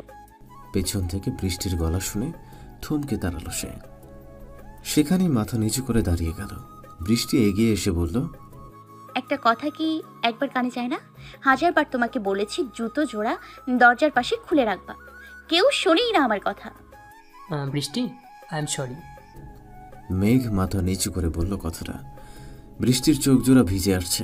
কোনো রকম নিজেকে সামলে বলে উঠল, খাবার ঠান্ডা হয়ে যাচ্ছে মেঘ, এসব কথা পরে হবে। কোনো রকমে চোখের পানি লুকিয়ে সেখান থেকে চলে আসলো সে। মেঘ হাত ধুয়ে খেতে বসল। ভাতের লোকমা মুখে দিতে মনে হলো বৃষ্টিও তো এখনো কিছু খায়নি। মেঘকে ছাড়া কখনোই সে খায় না। রিলেশনে থাকাকালীন সময়েও বৃষ্টি এই নিয়ে মেঘকে খুব প্যারা দিত। ক্লাস, প্রজেক্ট আর গ্রুপ স্টাডির কারণে কখনো কখনো মেঘের লাঞ্চ বা ডিনার মিস যেত।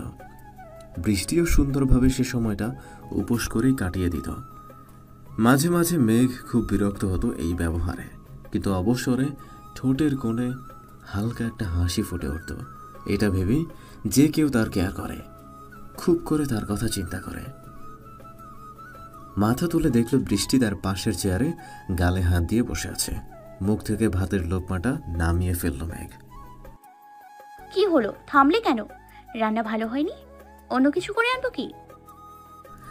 মেঘ কিছু না বলে ভাতের লোকমাটা বৃষ্টির সামনে ধরল।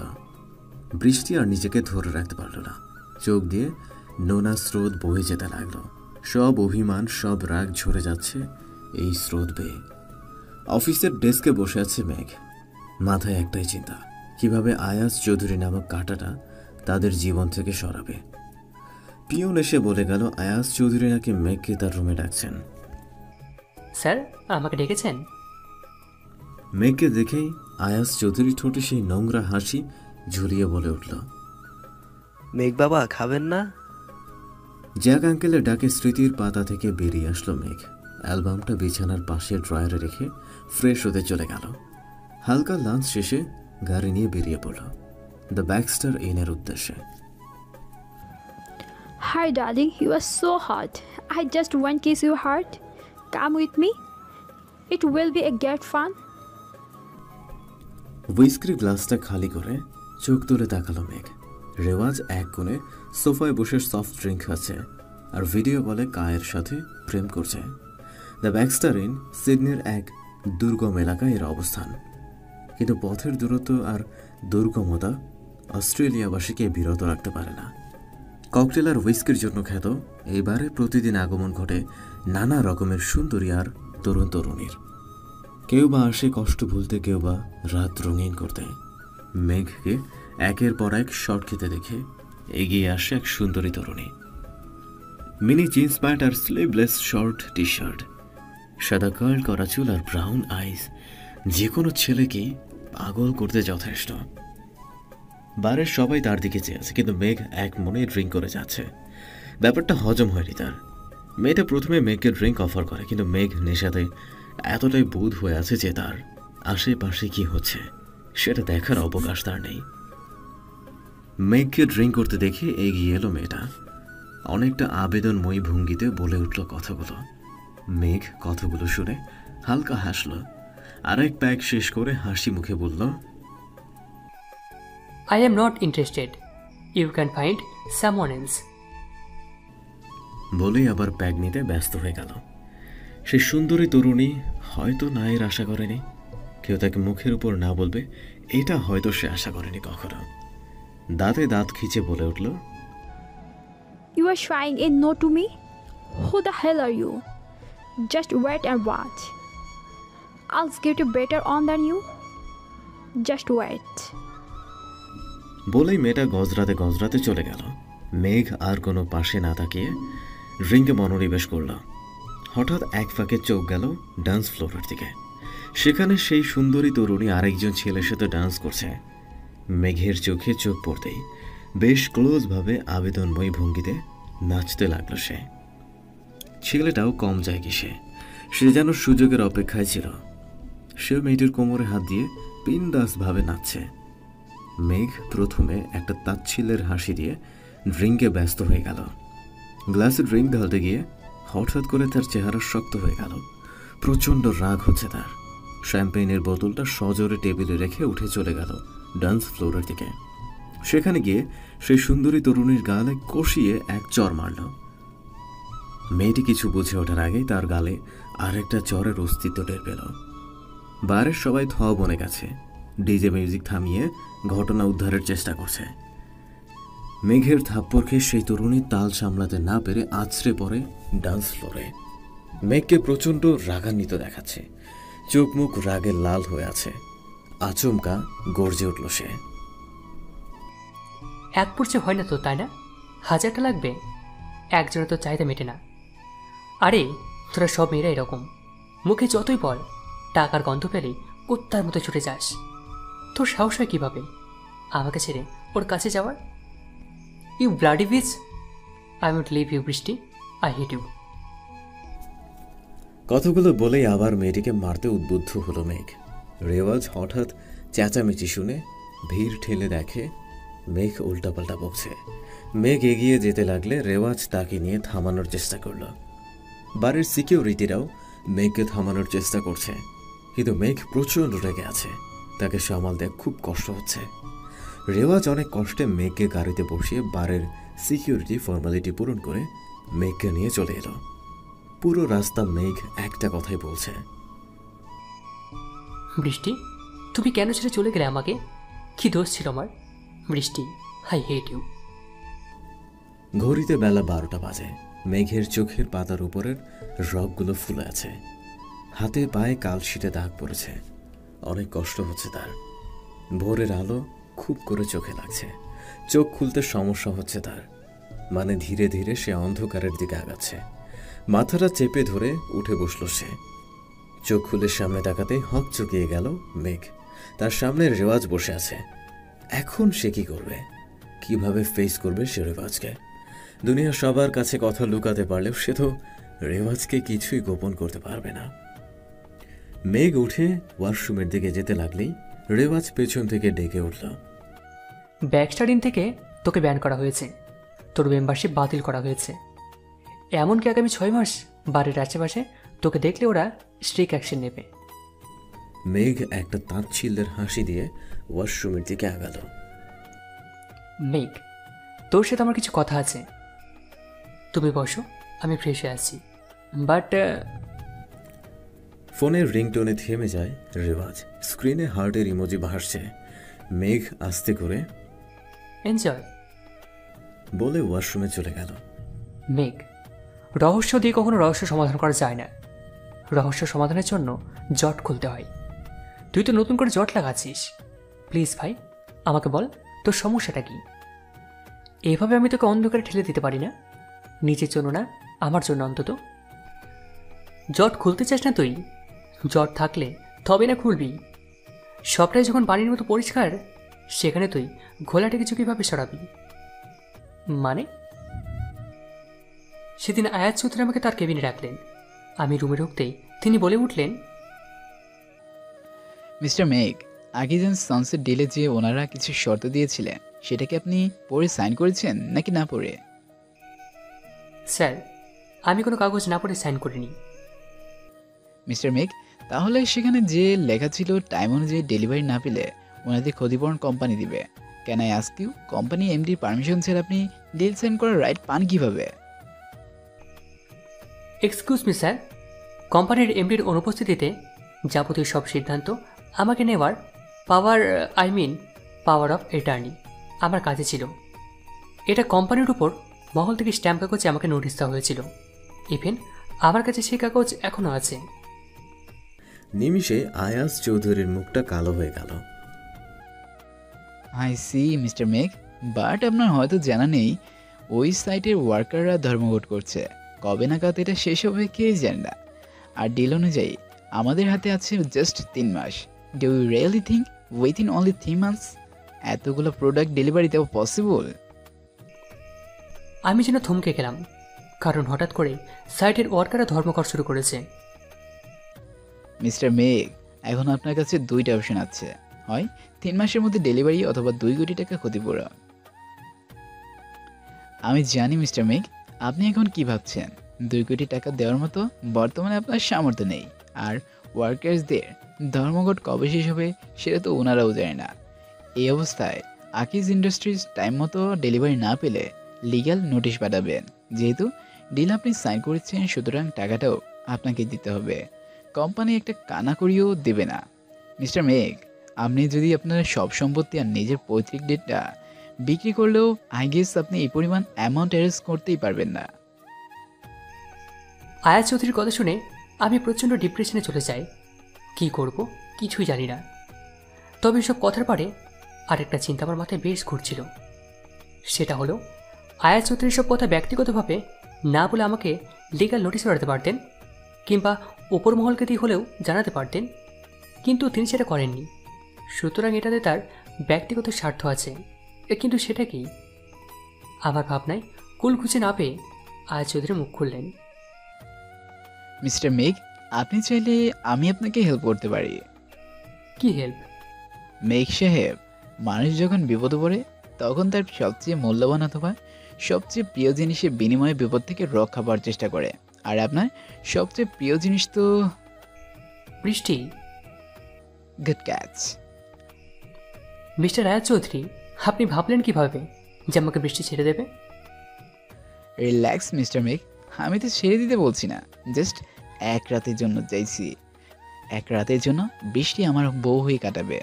আপনি আমাকে এক রাতের জন্য বৃষ্টিকে দেন, আমি আপনাকে টাকা দিচ্ছি, that's it. That is not it me আয়াত চৌধুরী। বৃষ্টি বাজারে কোনো খেলার পুতুল না যে আপনি কিনে নেবেন। বৃষ্টি ইজ মাই ওয়াইফ, সে আমার অর্ধাঙ্গিনী। আপনার যদি চাইতে এতই বেশি, তাহলে আপনি পতিতাপল্লীতে গিয়ে আপনার চাহিদা মেটাতে পারেন। মিস্টার মেঘ, হাইপার হচ্ছেন কেন এত? আমি জানি পতিতালয়ে মেয়ের অভাব নাই, বাট বৃষ্টি, শি ইজ সো। আয়াত চৌধুরী, বৃষ্টির নামে আর একটা বাজে কথা বললে আপনাকে এখানেই পুঁতে দেবো আমি। মিস্টার মেঘ, কলারটা ছাড়ুন, না হলে আজকে এই অফিসে আপনার লাস্ট ডে হবে। আমি ওনার কলারটা ছেড়ে দিয়ে কেবিন থেকে বাইরে বেরিয়ে আসলাম। রাগে কাজ চলে যাচ্ছে, অথচ কিছুই করার নেই। হোয়াট দ্য হেল, একটা মানুষ এতটা নিচ কেমনে হতে পারে? মানে সি ইজ ইউর ওয়াইফ, এটা তো উনি জানেন, তবুও। রেওয়াজ, উনি জেনে শুনে কাজটা করেছেন, বাট এসবের সাথে বৃষ্টির কি সম্পর্ক? তারপর দোষ কোথায়? আল্লাহ তাকে সুন্দর করে বানিয়েছেন, এটাতে তার কি করার আছে? তুই কেন বৃষ্টিকে ছাড়লি? ভাই, আমার নিঃশ্বাস নেই, আর আমি বৃষ্টিকে ছাড়িনি, সে আমাকে ছেড়ে চলে গেছে। What are you kidding Megh? Brishti ভাবি তোকে ছেড়ে চলে গেছেন? সেটা আমাকে বিশ্বাস করতে হবে। আর সেটা কিসের জন্য? টাকার জন্য। হোয়াট? টাকার জন্যে? Megh, you are kidding?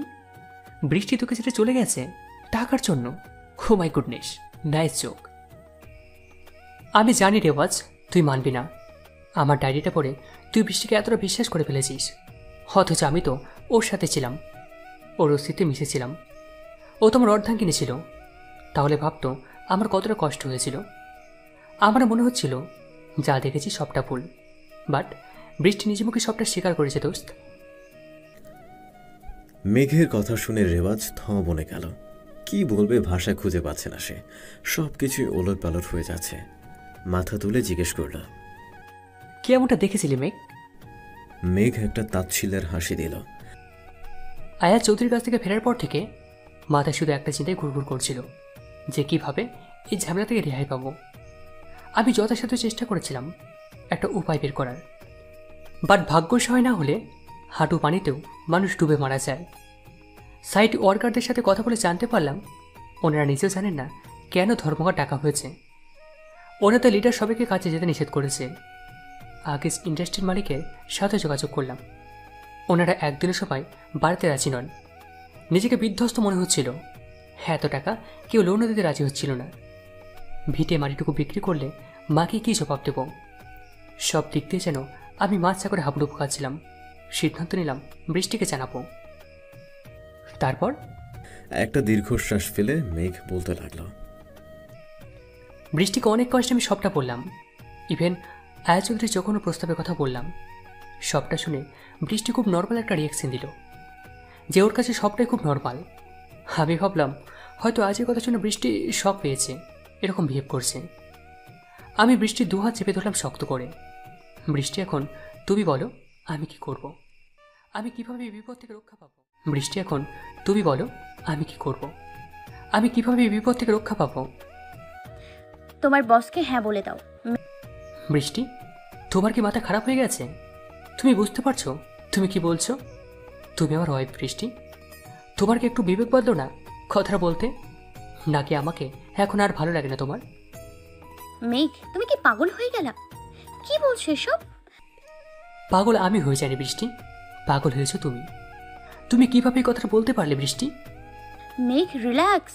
আমি ওনাকে হ্যাঁ বলতে বলেছি, তার মানে এটা না আমি ওনার সাথে রাত কাটাতে রাজি হয়ে গেছি। তুমি আমাকে বিশ্বাস করো, আমি সব ঠিক করে দিব। বৃষ্টির কথা শুনে মনে হলো বুক থেকে একটা বড় পাথর নেমে গেল। কিন্তু আয়াত চৌধুরী তো ছেড়ে কথা বলার মানুষ না। কিছুদিন পর আমাকে আয়াত চৌধুরী তার কেবিনে ডেকে পাঠালেন। আসুন মেঘ সাহেব, তা কি ভাবলেন আমার প্রপোজালের ব্যাপারে? আসলে বৃষ্টি, আমি জানি উনি রাজি হবেন। আসলে আমার মতো হ্যান্ডসাম আর রিচ ছেলের সাথে টাইম স্পেন্ড করার প্রতিটা মেয়েরই ইচ্ছে থাকে। আপনারও, বৃষ্টিও তো একজন মেয়ে। বলে আয়াত চৌধুরী বিজয়ের হাসি হাসতে লাগলেন। প্রচণ্ড মেজাজ খারাপ হয়ে আসলো। মুহূর্তে মাথা কাজ করা বন্ধ হয়ে গেল। বৃষ্টির সব কথাই সেই মুহূর্তে মিথ্যা মনে হচ্ছিল। মিস্টার আয়াত চৌধুরী, বৃষ্টি আপনার প্রপোজাল রিজেক্ট করে দিয়েছে। ইভেন কোন কারণে আল্লাহ না করে আপনার কথা সত্যি হলে আমি কোনোদিন বৃষ্টিকে আপনার কাছে যেতে দেব না। আমার কথা শুনে আয়াত চৌধুরীর হাসি মুখটা নিমেষে বদলে গেল। দাঁতে দাঁত চেপে বললেন, মিস্টার মেঘ, ঘি সোজা আঙুলে না উঠলে আঙুলটা বাঁকা করতে হয়, আর আঙুল কিভাবে বাঁকা করতে হয় সেটা আমি ভালো করেই জানি। বলে উনি সানগ্লাস সেটে চলে গেলেন। অফিস যাওয়া শেষে ক্লান্ত হয়ে বাসায় ফিরছি। হঠাৎ করে মনে হলো মায়ের ওষুধ শেষ হয়ে গেছে। গাড়ি পার্ক করে পাশের একটা ফার্মেসিতে নামলাম মেডিসিন কেনার জন্য। ফিরে এসে গাড়িতে বসতেই চোখ গেল সাইড মিররের দিকে। নিজের চোখকে বিশ্বাস করতে পারছিলাম না। বৃষ্টি আর আয়াত চৌধুরী দাঁড়িয়ে আছে। আমি কনফার্ম হওয়ার জন্য বৃষ্টিকে কল দিলাম। বৃষ্টি কল রিসিভ করে বলে উঠল, মেঘ, আমি ব্যস্ত, পরে কথা বলবো। আমাকে কিছু বলার সুযোগ না দিয়ে কলটা কেড়ে দিল সে। কিছুক্ষণ কথা বলে বৃষ্টি আয়াত চৌধুরীর সাথে হাত মিলিয়ে অটোতে উঠে পড়ল। আমি গাড়ি ঘুরিয়ে বাসায় চলে আসলাম। কোথায় ছিলে বৃষ্টি?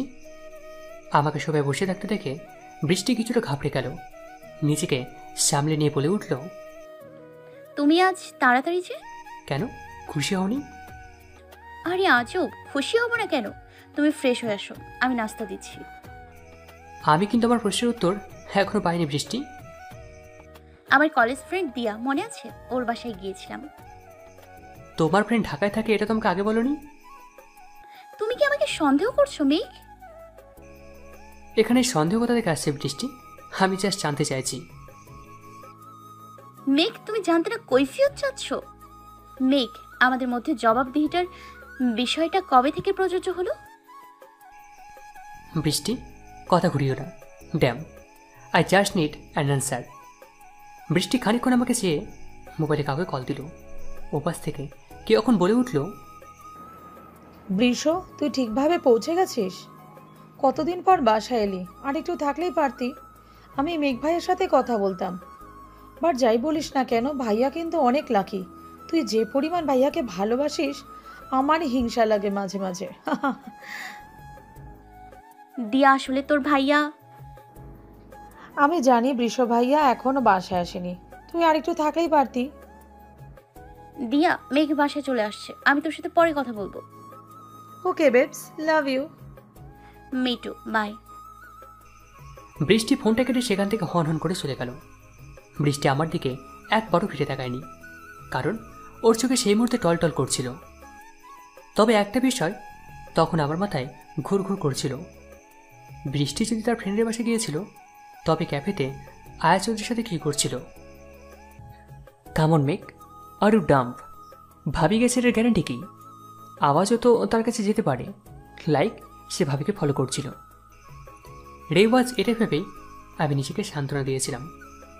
তোমার মতো এই মুহূর্তে আমারও মনে হয়েছিল, একটা বাইরের মানুষের জন্য আমি কিভাবে আমার ভালোবাসার উপর প্রশ্ন তুলতে পারি। কিন্তু ভাগ্য হয়তো আমাকে কিছু অন্য ইশারা করেছিল।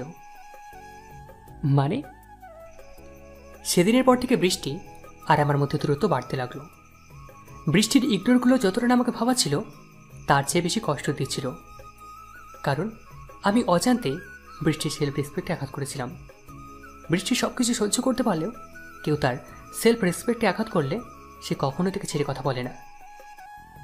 মেঘ, এটা কোনো মেয়ে সহ্য করবে না। না, রেওয়াজ বৃষ্টির মধ্যে সেবারে ইগোটা একটু বেশি কাজ করছিল। রেওয়াজ ভ্রু কুচকে তাকিয়ে আছে মেঘের দিকে। মেঘ উদাস দৃষ্টিতে বাঁকা হাসছে। প্রতিটা সম্পর্কের ভিত থাকে বিশ্বাস।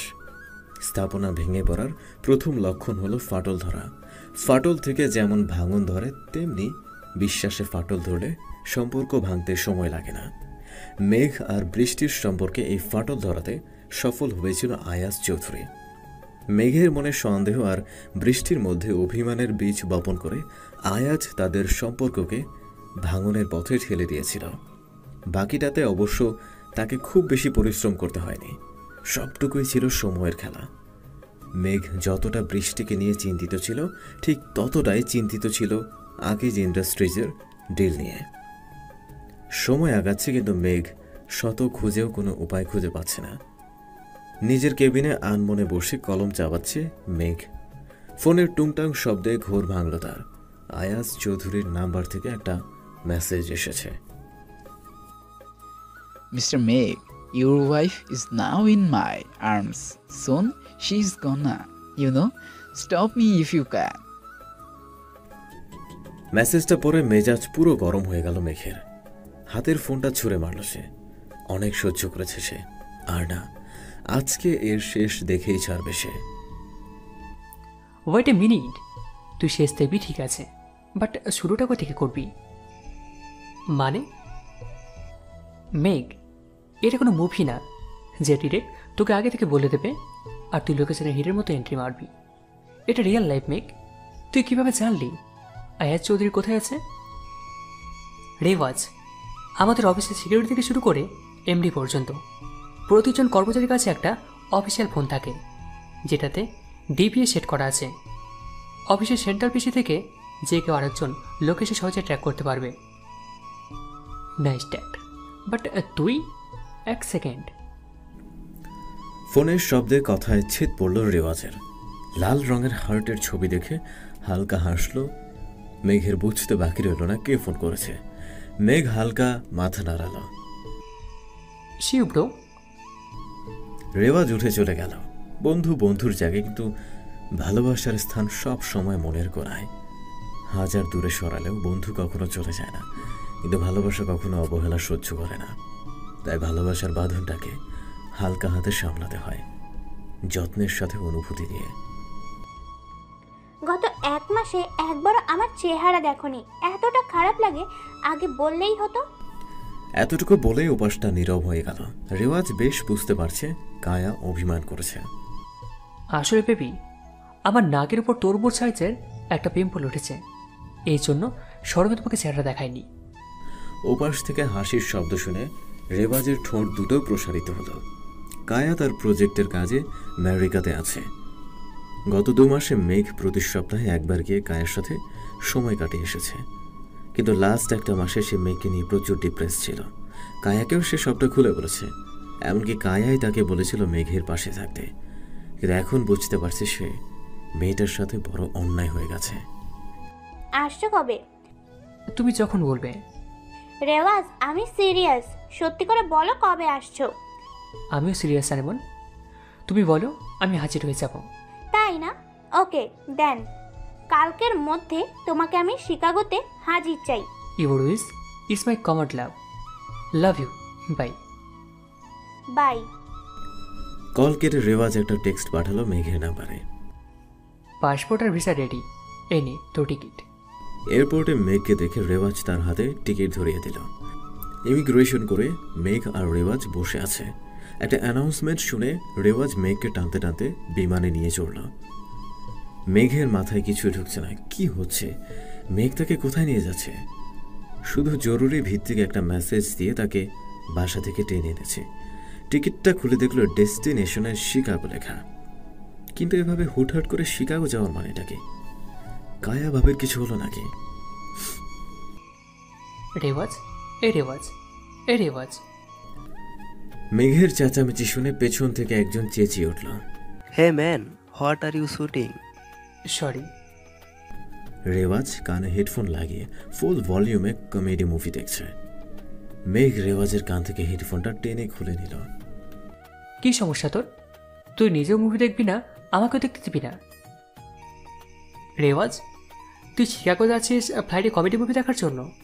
সত্যি করে বলতো, তুই শিকাগো কেন যাচ্ছিস আর আমাকে কেন নিয়ে যাচ্ছিস? কায়া ভাবের কিছু? তোর ভাবি আমাকে বলেছে কালকের মধ্যে ওনার সামনে হাজির হতে। বেঁচেটা আমাকে নাকি খুব মিস করছে। আলহামদুলিল্লাহ, তার জন্য তুই এভাবে আমাকে বাসা থেকে টেনে নিয়ে যাবি? মেঘ, আমি তোর বেস্ট ফ্রেন্ড, তোকে আমি হাড়ে হাড়ে চিনি। আমি যদি তোকে বলতাম আমি কার সাথে দেখা করতে যাচ্ছি, তুই অফিসে মিটিং কোনো না কোনো বাহানা দিয়ে প্ল্যান ক্যান্সেল করে দিতি। আর তোকে তেল লাগানোর মতো টাইম আমার কাছে নেই, বুঝলি? এখন চুপচাপ মুভি দেখ। রেওয়াজ আবার মুভি দেখায় ব্যস্ত হয়ে পড়ল। মেঘ আনমনে বাইরে তাকালো। শুধু মেঘ ভাসছে চারিদিকে। সাদা মেঘের ফাঁকে দু একটা কালো মেঘ ভেসে আছে। বেশ কয়েকটা কালো মেঘ জড়ো হয়ে বৃষ্টি নামবে, শীতল হবে পরিবেশ। কিন্তু বৃষ্টি তার বুকে যে আগুন লাগিয়ে দিয়েছে সেটা কোনোদিনও নিবে না। পেছন থেকে হঠাৎ করে কেউ চোখ চেপে ধরায় কেঁপে উঠল কায়া। হাতের মধ্যে তরল কিছুর উপস্থিতি পেয়ে বাঁধন আলগা করে দিল রেওয়াজ। কায়া মুহূর্ত দেরি না করে পেছন ফিরে রেওয়াজের ঠোঁট দুটো আঁকড়ে ধরল। কেবিনের কোণে দাঁড়িয়ে অফিসের কাগজ চেক করছিল সে। সুযোগ বুঝে রেওয়াজ টুপ করে কায়ার চোখটা চেপে ধরল। কিন্তু কায়া হুট করে এভাবে তাকে কিস করবে এইটা ভাবেনি। ভেবেছিল হয়তো কায়া মুখ ফুলিয়ে কথা বলা বন্ধ করে দেবে। কায়া রেওয়াজের ঠোঁট ছেড়ে দিয়ে উল্টো দিকে ঘুরে দাঁড়ালো। রেওয়াজ পুরো থ বনে গেছে। কায়া, তুমি ঠিক আছো কায়া? একটা কথাও বলবা না রেওয়াজ। তুমি জানো আমি এই 1 মাস কতটা কষ্ট পেয়েছি। I am sorry my love, but মেঘের জন্য। আমি জানি মেঘ, আমার কোনো এক্সপ্লেনেশন চাই না। I am just saying I miss you and I love you. Rewaz কায়াকে শক্ত করে জড়িয়ে ধরল। কায়ার কোমরে হাত পেঁচিয়ে মিশিয়ে নিল নিজের সাথে। দু গালে হাত দিয়ে তার কপালের সাথে কপাল ঠেকাল। একে অপরের নিঃশ্বাস প্রতিফলিত হচ্ছে। কায়া চোখ দুটো বন্ধ করে আছে। আলতো করে কায়ার বন্ধ চোখ দুটোতে চুমু দিয়ে তার ঠোঁট দুটো দখল করে নিল রেওয়াজ। কায়া চোখ দুটো বড় বড় করে রেওয়াজকে দেখছে। রেওয়াজ সেদিকে পাত্তা না দিয়ে কায়ার হাত দুটো মুঠো করে বুকের মধ্যে জড়িয়ে নিল। কায়াও আবেশে রেওয়াজের ভালোবাসা নিতে লাগল। 18 ঘন্টার জার্নি শেষে বেশ ক্লান্ত মেঘ হোটেলের রুমে ঢুকে এসে ফ্রেশ হয়ে ঘুমের দেশে তলিয়ে গেছে। ঘুম ভাঙল ফোনের রিংটনে। এক হাতে চোখ কষলে আরেক হাতে ফোন রিসিভ করে কানে রাখল সে। Yes Olivia. Sir, we have a meeting in next week at Chicago. When will you leave? Olivia, I am already here for some personal issue. Get the papers ready and come here within 2 days. We will discuss later the rest. Got it, sir. Call কেটে ওয়াশরুমের দিকে পা বাড়াবে তখনই আবার ফোনটা বেজে উঠল। স্ক্রিনে বেস্ট বাডি নামটা দেখে হালকা হাসল মেঘ। মেঘ, কই তুই? এয়ারপোর্টে থেকে তোর কোনো খোঁজ নেই। What the hell are you? Relax buddy, আমি হোটেলে। হোয়াট? তুই হোটেলে কেন? মেঘ, আমার নিজের পার্সোনাল ফার্মাস আছে, কার ফ্ল্যাট আছে, তারপরেও তুই? আমি কায়া ভাবের কাছে যেতে যাচ্ছি না। বেচারি আমার জন্য এমনিতেই প্রবলেম ফেস করছে। তুই বরং তোর ফার্ম হাউসের এক্সট্রাটা দে। ওকে ফাইন, বাট আজকে রাতে তোর ভাবি তোকে ইনভাইট করেছে ডিনারে। You must come. Done, bye, see ya, bye. Phone রেখে ওয়াশরুমে চলে গেল মেঘ। কখনো বা ইচ্ছে করে বুক ফাটিয়ে কাঁদি, কখনো বা অনুভূতিগুলোকেই মিথ্যে মনে হয়। চাওয়া পাওয়ার খাতায় সবটাই শূন্য। খুব করে ইচ্ছে হয় দূরে থেকেও নিজেকে আড়াল করতে, কখনো বা নিজেকেই অপ্রয়োজনীয় মনে হয়। অনুভূতির আহ্বানে সাড়া দেয়া বেহায়া মনটাও আজ বেখেয়ালি।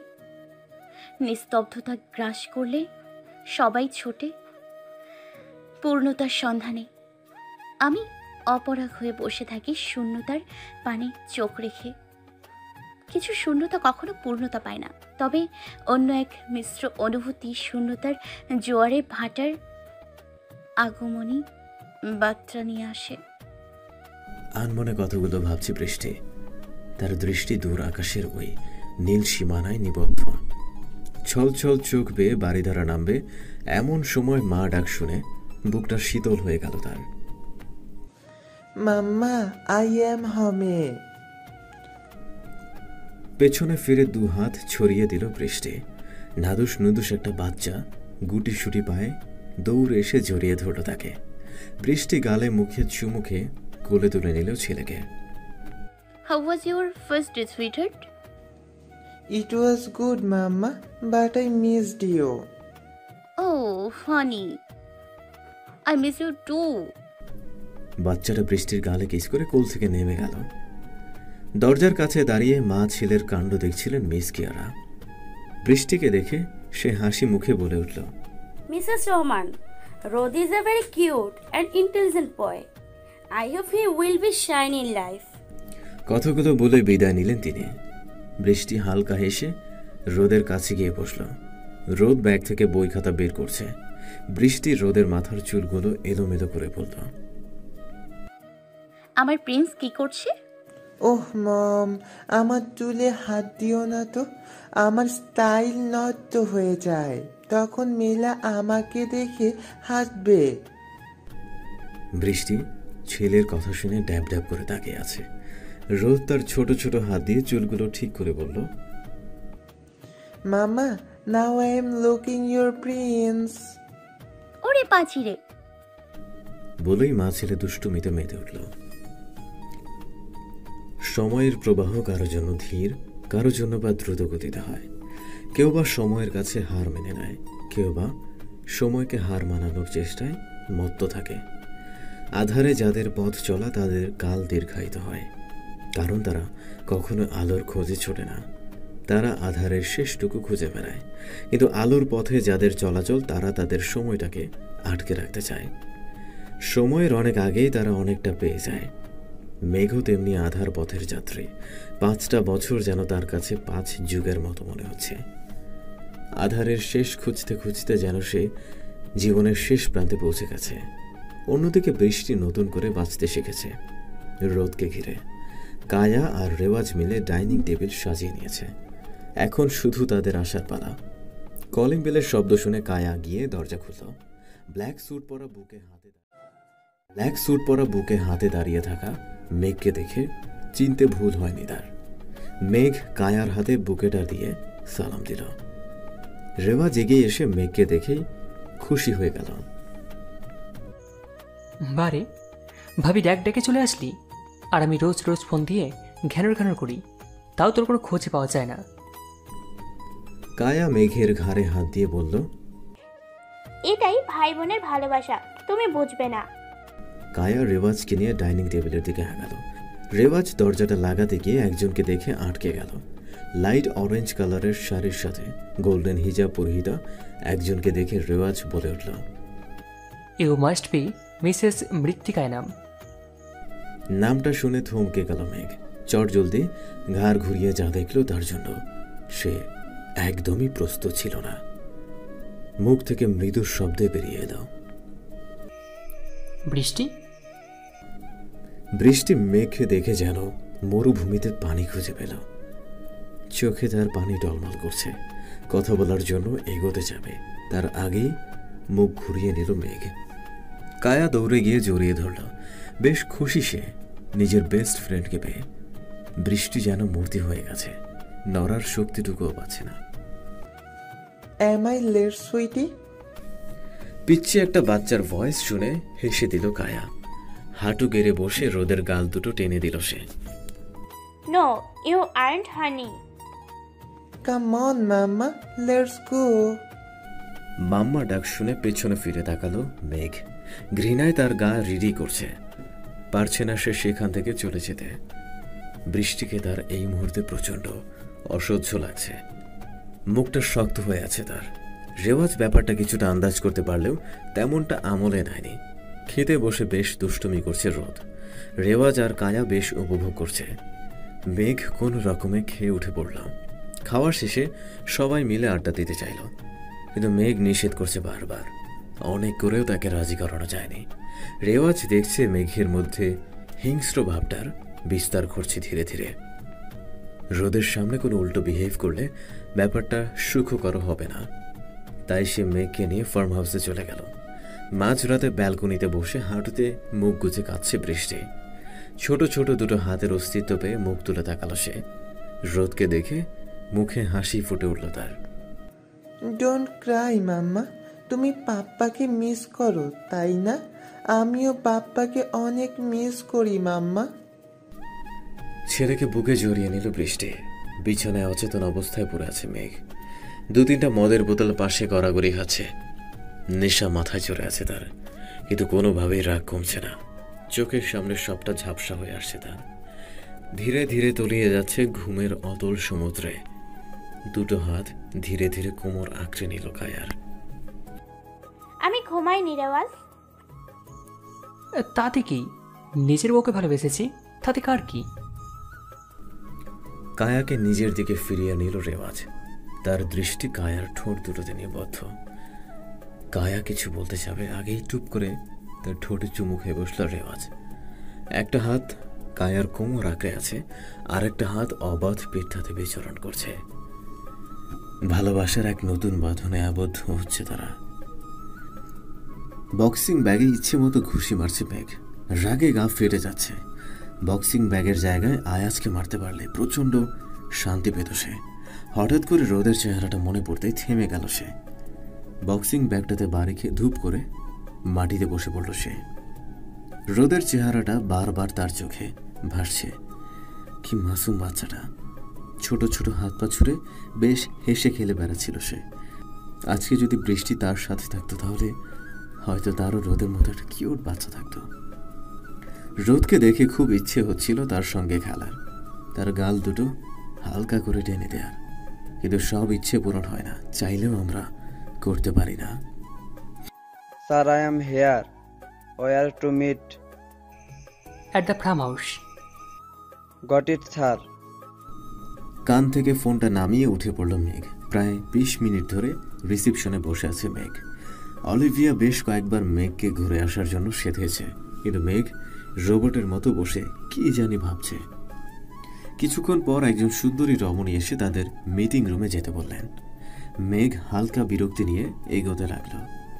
মিটিং রুমের দরজা খুলে ঢুকতে যাবে তখনই থমকে গেল হালকা মিষ্টি একটা গন্ধে।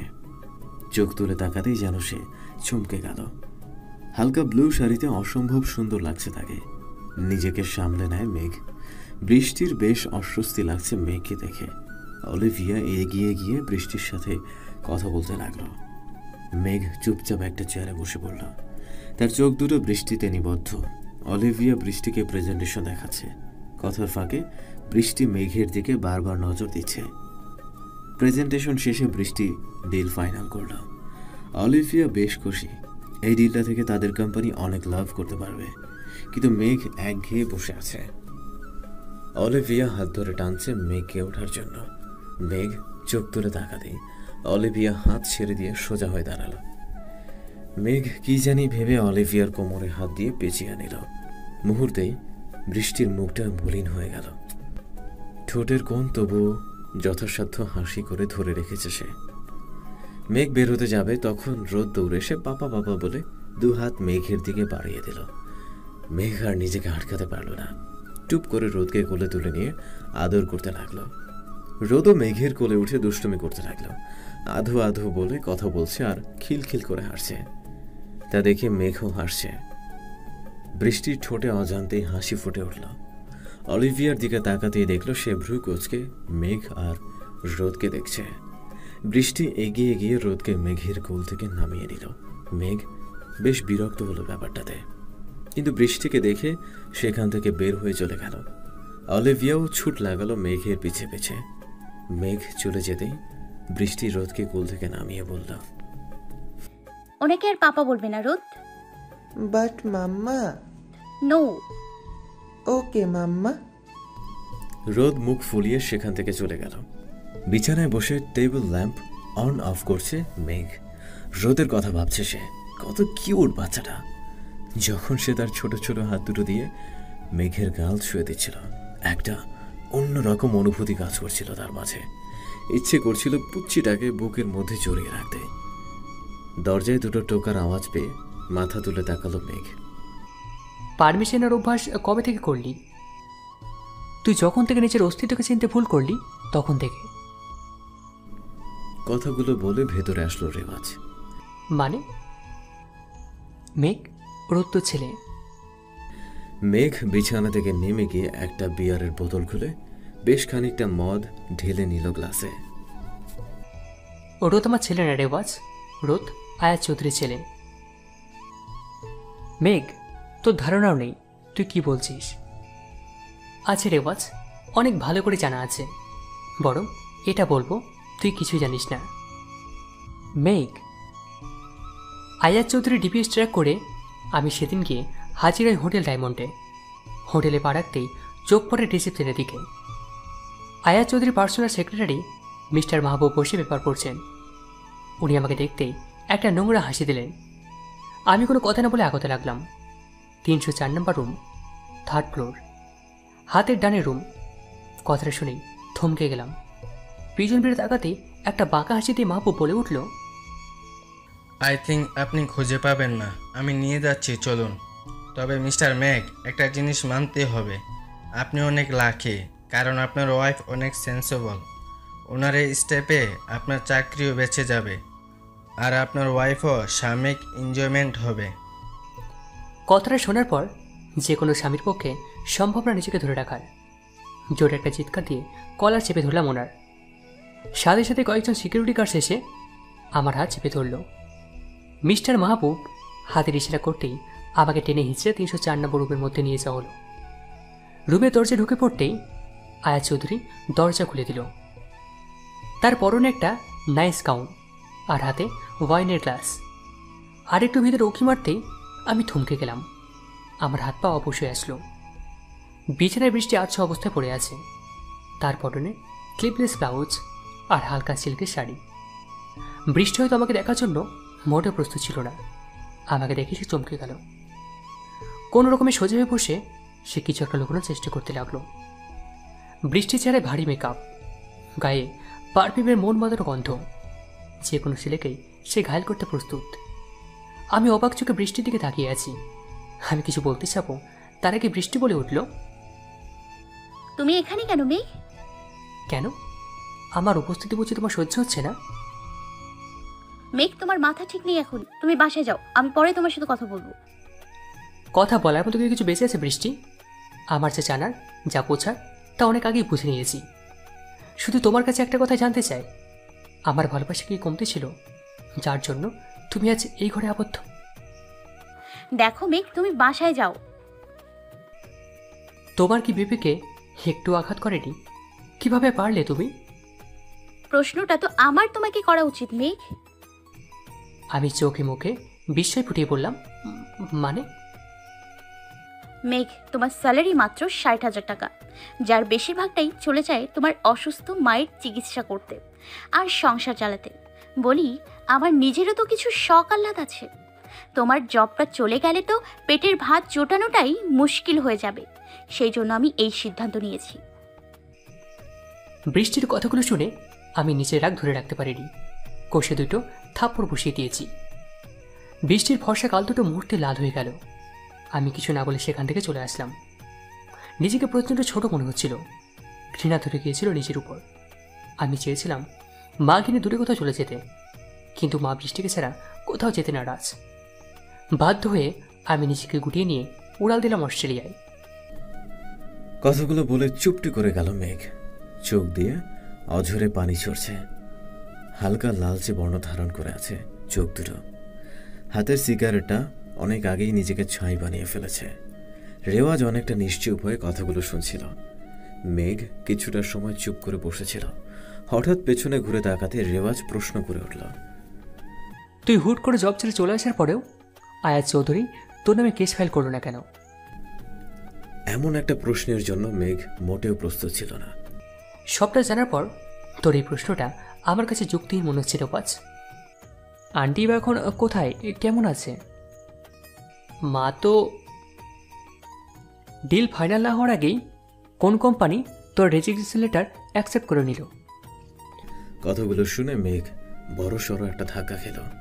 কয়েকটা বছরে সে এই কথাগুলো একেবারের জন্য ভাবেনি তার অতীতকে নিয়ে, ভাবেনি বৃষ্টিকে নিয়ে। শুধু বুকের মধ্যে যখনই ভালোবাসা উদ্গীরণ করত, বারে গিয়ে সে মদের নেশায় বোধ হয়ে থাকত। নিজের অতীতকে সে কখনো বর্তমানে জায়গা করে দিতে নেয়নি। কিন্তু আজ তাকে কথাগুলো ভাবাচ্ছে, খুব করে ভাবাচ্ছে। রেওয়াজের কথাগুলো খুব করে ভাবাচ্ছে মেঘকে। এতদিন সে কথাগুলো নিয়ে চিন্তা করার সময় পায়নি, নিজেকে সে সুযোগটা সে দেয়নি। আজকে হঠাৎ করে কেন জানি কথাগুলো শুনে সে প্রচণ্ডভাবে ধাক্কা খেল। রেওয়াজ তার ফোনটা ড্রয়িং রুমের টিভির সাথে কানেক্ট করল। কিছুক্ষণ পর একটা ভিডিও শুরু হলো। একজন মেয়ে পেছন ফিরে দাঁড়িয়ে আছে, সামনে আয়াজ চৌধুরীকে দেখা যাচ্ছে। গ্লাসে মদ ঢালছে সে। টানা 2-3 পেগ গলায় ঢালার পর সে বেশ আয়েশ করে বসল। তার চোখে কামনা আর খুশির আভা ঝিলিক দিচ্ছে। উঠে এসে সে মেয়েটিকে জড়িয়ে ধরতে চাইল, কিন্তু মেয়েটি এক হাত এগিয়ে তাকে থামিয়ে দিল। আয়াজ চৌধুরী এমন ব্যবহারে বেশ ক্ষিপ্ত হলেন। না হোয়াট, এখন থামাচ্ছ কেন? ইউনো হোয়াট, আজকের এই রাতটার জন্য আমি কত কিছু না করেছি। মেয়েকে আমি অনেকবার বলেছিলাম জাস্ট একটা রাতের জন্য তোমাকে আমার কাছে পাঠাতে, কিন্তু ওই মেয়ে কোনোভাবেই রাজি হচ্ছিল না। দ্যাটস ওয়াই আমি তাকে ব্ল্যাকমেল করেছি, বাট সে ঘাড় তেরা তাতেই সোজা হয়নি। এই জন্য আমি ওয়ার্কারদের টাকা দিয়ে স্ট্রাইক করতে বলি। আকিজ গ্রুপের মালিককেও পিএকেও টাকা দিয়ে নিজের সাপোর্টে নিয়ে আসে। তারপরে আমি কোনোভাবেই মেয়েকে হারাতেই পারছিলাম না। অতিমাত্রার প্রেম থাকলে যা হয় আর কি। দেন আমি ডিসাইড করি পিছন থেকে খেলার কোনো মানেই হয় না। সামনাসামনি তোমার সাথে কথা বলে তোমাকে ভয় দেখায়, তোমাকে নিচের করে পাওয়ার অফার দেয়।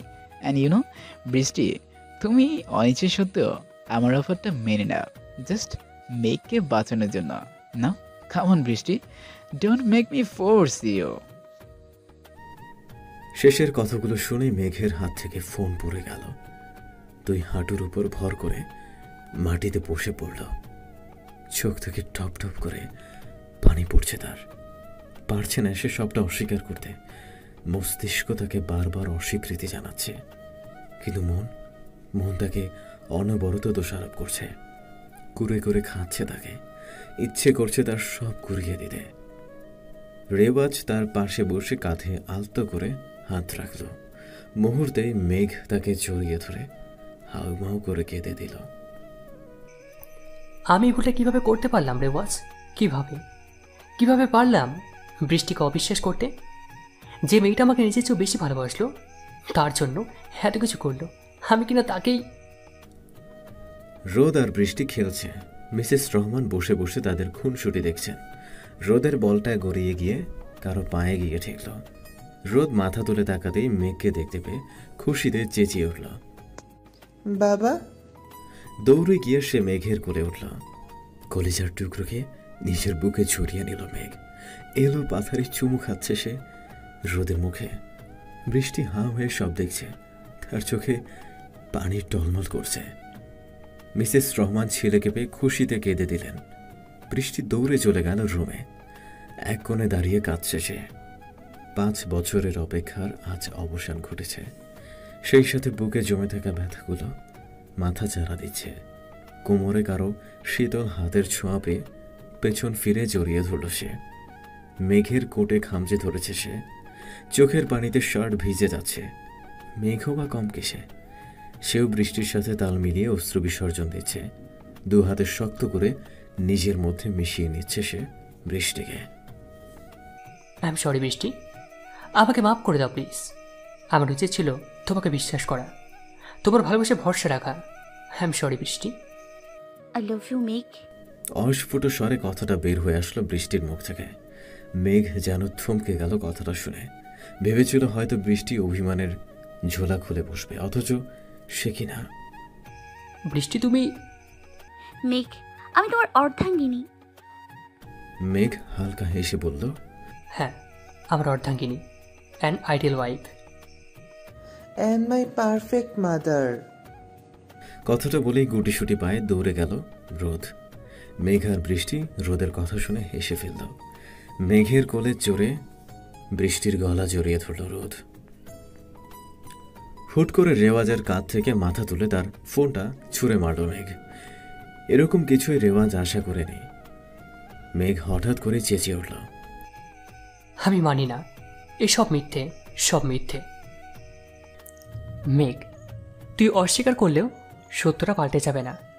সত্য সবসময় অবিকৃত। বৃষ্টিকায়ের বেস্ট ফ্রেন্ড, স্কুল লাইফ থেকেই ওদের পরিচয়। ইউএসএতে জবের জন্য তারা একসাথে অ্যাপ্লাই করেছিল। ভাগ্যক্রমে বৃষ্টি আর কায়া দুজনে অ্যাপয়েন্টমেন্ট লেটার পেয়েছিল, কিন্তু বৃষ্টি তোর জন্য নিজের লাইফে নিজের কেরিয়ার সবটা ছেড়ে চলে আসে। কায়া হাজার বছরের সত্ত্বেও বৃষ্টি তার কথায় অনড় ছিল। যে মেয়ে নিজের যোগ্যতায় পাওয়া লাখ লাখ টাকা পায়ে ঠেলে তোর মতো একটা সামান্য ছেলের হাত ধরতে পারে, সে মেয়ে আর চাই হোক কখনো নষ্ট হতে পারে না। শিকাগো ফার্মে একটা প্রজেক্ট থেকে আমার আর কায়া পরিচয় হয়। তারপর সম্পর্কটা ভালোবাসা পর্যন্ত গিয়েছিল। কায়া প্রায় বলতো তার বেস্ট ফ্রেন্ডের কথা, কিন্তু আমি কখনো জানতে চাইনি সে ফ্রেন্ডটাকে। কিন্তু সেদিন ডিনারের সময় বৃষ্টি ভাবিকে দেখে তার বিহেভ বেশ পরিবর্তন খেয়াল করলাম আমি। ডিনার শেষে কায়া আমাকে সব কিছু খুলে বলে, ইভেন এই ভিডিওটা আমাকে কায় দিয়েছিল। তাহলে এতদিন এই ভিডিওটা আমাকে কেন দেয়নি বৃষ্টি? তোর আগের ফেসবুক আর টুইটার অ্যাকাউন্টের ইনবক্স চেক করতো। মেঘ তড়িঘড়ি করে নিজের ফোনটা হাতে নিয়ে তার সোশ্যাল মিডিয়া অ্যাকাউন্ট চেক করতে লাগলো। একটা কনভারসেশন ওপেন করতে হাত থেকে তার ফোনটা পড়ে গেল। মেঘ, সময় অনেক কিছু পাল্টে দেয়, অনেক কিছু কেড়ে নিতে চায়, কিন্তু কতটুকু হারাবো সেটা আমাদের আঁকড়ে ধরার উপর নির্ভর করে। তুই বৃষ্টিকে আঁকড়ে ধরতে পারিসনি, তাই সময় তোকে তার থেকে দূরে নিয়ে গেছে। তুই অস্ট্রেলিয়া আসার কিছুদিনের মধ্যেই এই ভিডিও ভাইরাল হয়ে যায়। আয়া চৌধুরীকে জব থেকে বের করে দেওয়া হয়। ইভেন ফ্রড আর হ্যারাসমেন্ট কেসে 5 বছরের জন্য জেলে পাঠানো হয়। বৃষ্টি অনেক চেষ্টা করেছিল তোকে খোঁজার, কিন্তু পায়নি। আন্টিকে নিয়ে শিকাগোতে শিফট হয়ে যায়। 2 ফোঁটা পানি বেয়ে পড়ল মেঘের চোখ থেকে। ফটো ফ্রেমটা বাম হাতে মুছে নিল। মেঘ, বৃষ্টি আর রোদের ছবি। বাবা চলো না, দেরি হয়ে যাচ্ছে তো, কেক কাটবো।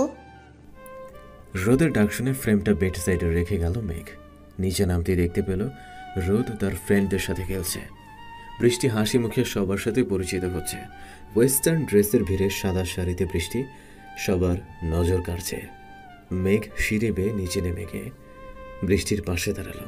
বৃষ্টি মেঘকে দেখে হালকা হাসল। মেঘ আলতো করে বৃষ্টির কপালে একটা চুমু এঁকে দিল। রোদ এসে হাত ধরে দুজনকে টেনে নিয়ে গেল। কেক কাটার পর সবাই যে যার মতো গল্প করছে। হঠাৎ করে কিছু একটা শব্দ শুনে সবাই সেদিকে ছুটে গেল। মেঘ আর বৃষ্টি এগিয়ে গিয়ে দেখল কায়া রেওয়াজের সামনে দাঁড়িয়ে চেঁচাচ্ছে। আরেকজন ফরেইনার গালে হাত দিয়ে দাঁড়িয়ে আছে। আশেপাশের একজন বলে উঠল, মেয়েটি নাকি রেওয়াজকে বারবার কিস করার ট্রাই করছিল, বাট রেওয়াজ পাত্তা দিচ্ছিল না। কায়ার চোখে পড়তে সে ঠাস করে মেয়েটার গালে একটা থাপ্পড় বসিয়ে দেয়। মেঘ রেওয়াজের কাছে গিয়ে তার কাঁধে হাত রেখে বলল, ভাই, এটা লিপস্টিক শেয়ার করবে, কিন্তু হাজব্যান্ডকে না। এটাই হলো অর্ধাঙ্গিনী অ্যান্ড আইডিয়াল ওয়াইফ। মেঘের কথা রেওয়াজ শুনে হেসে ফেলে।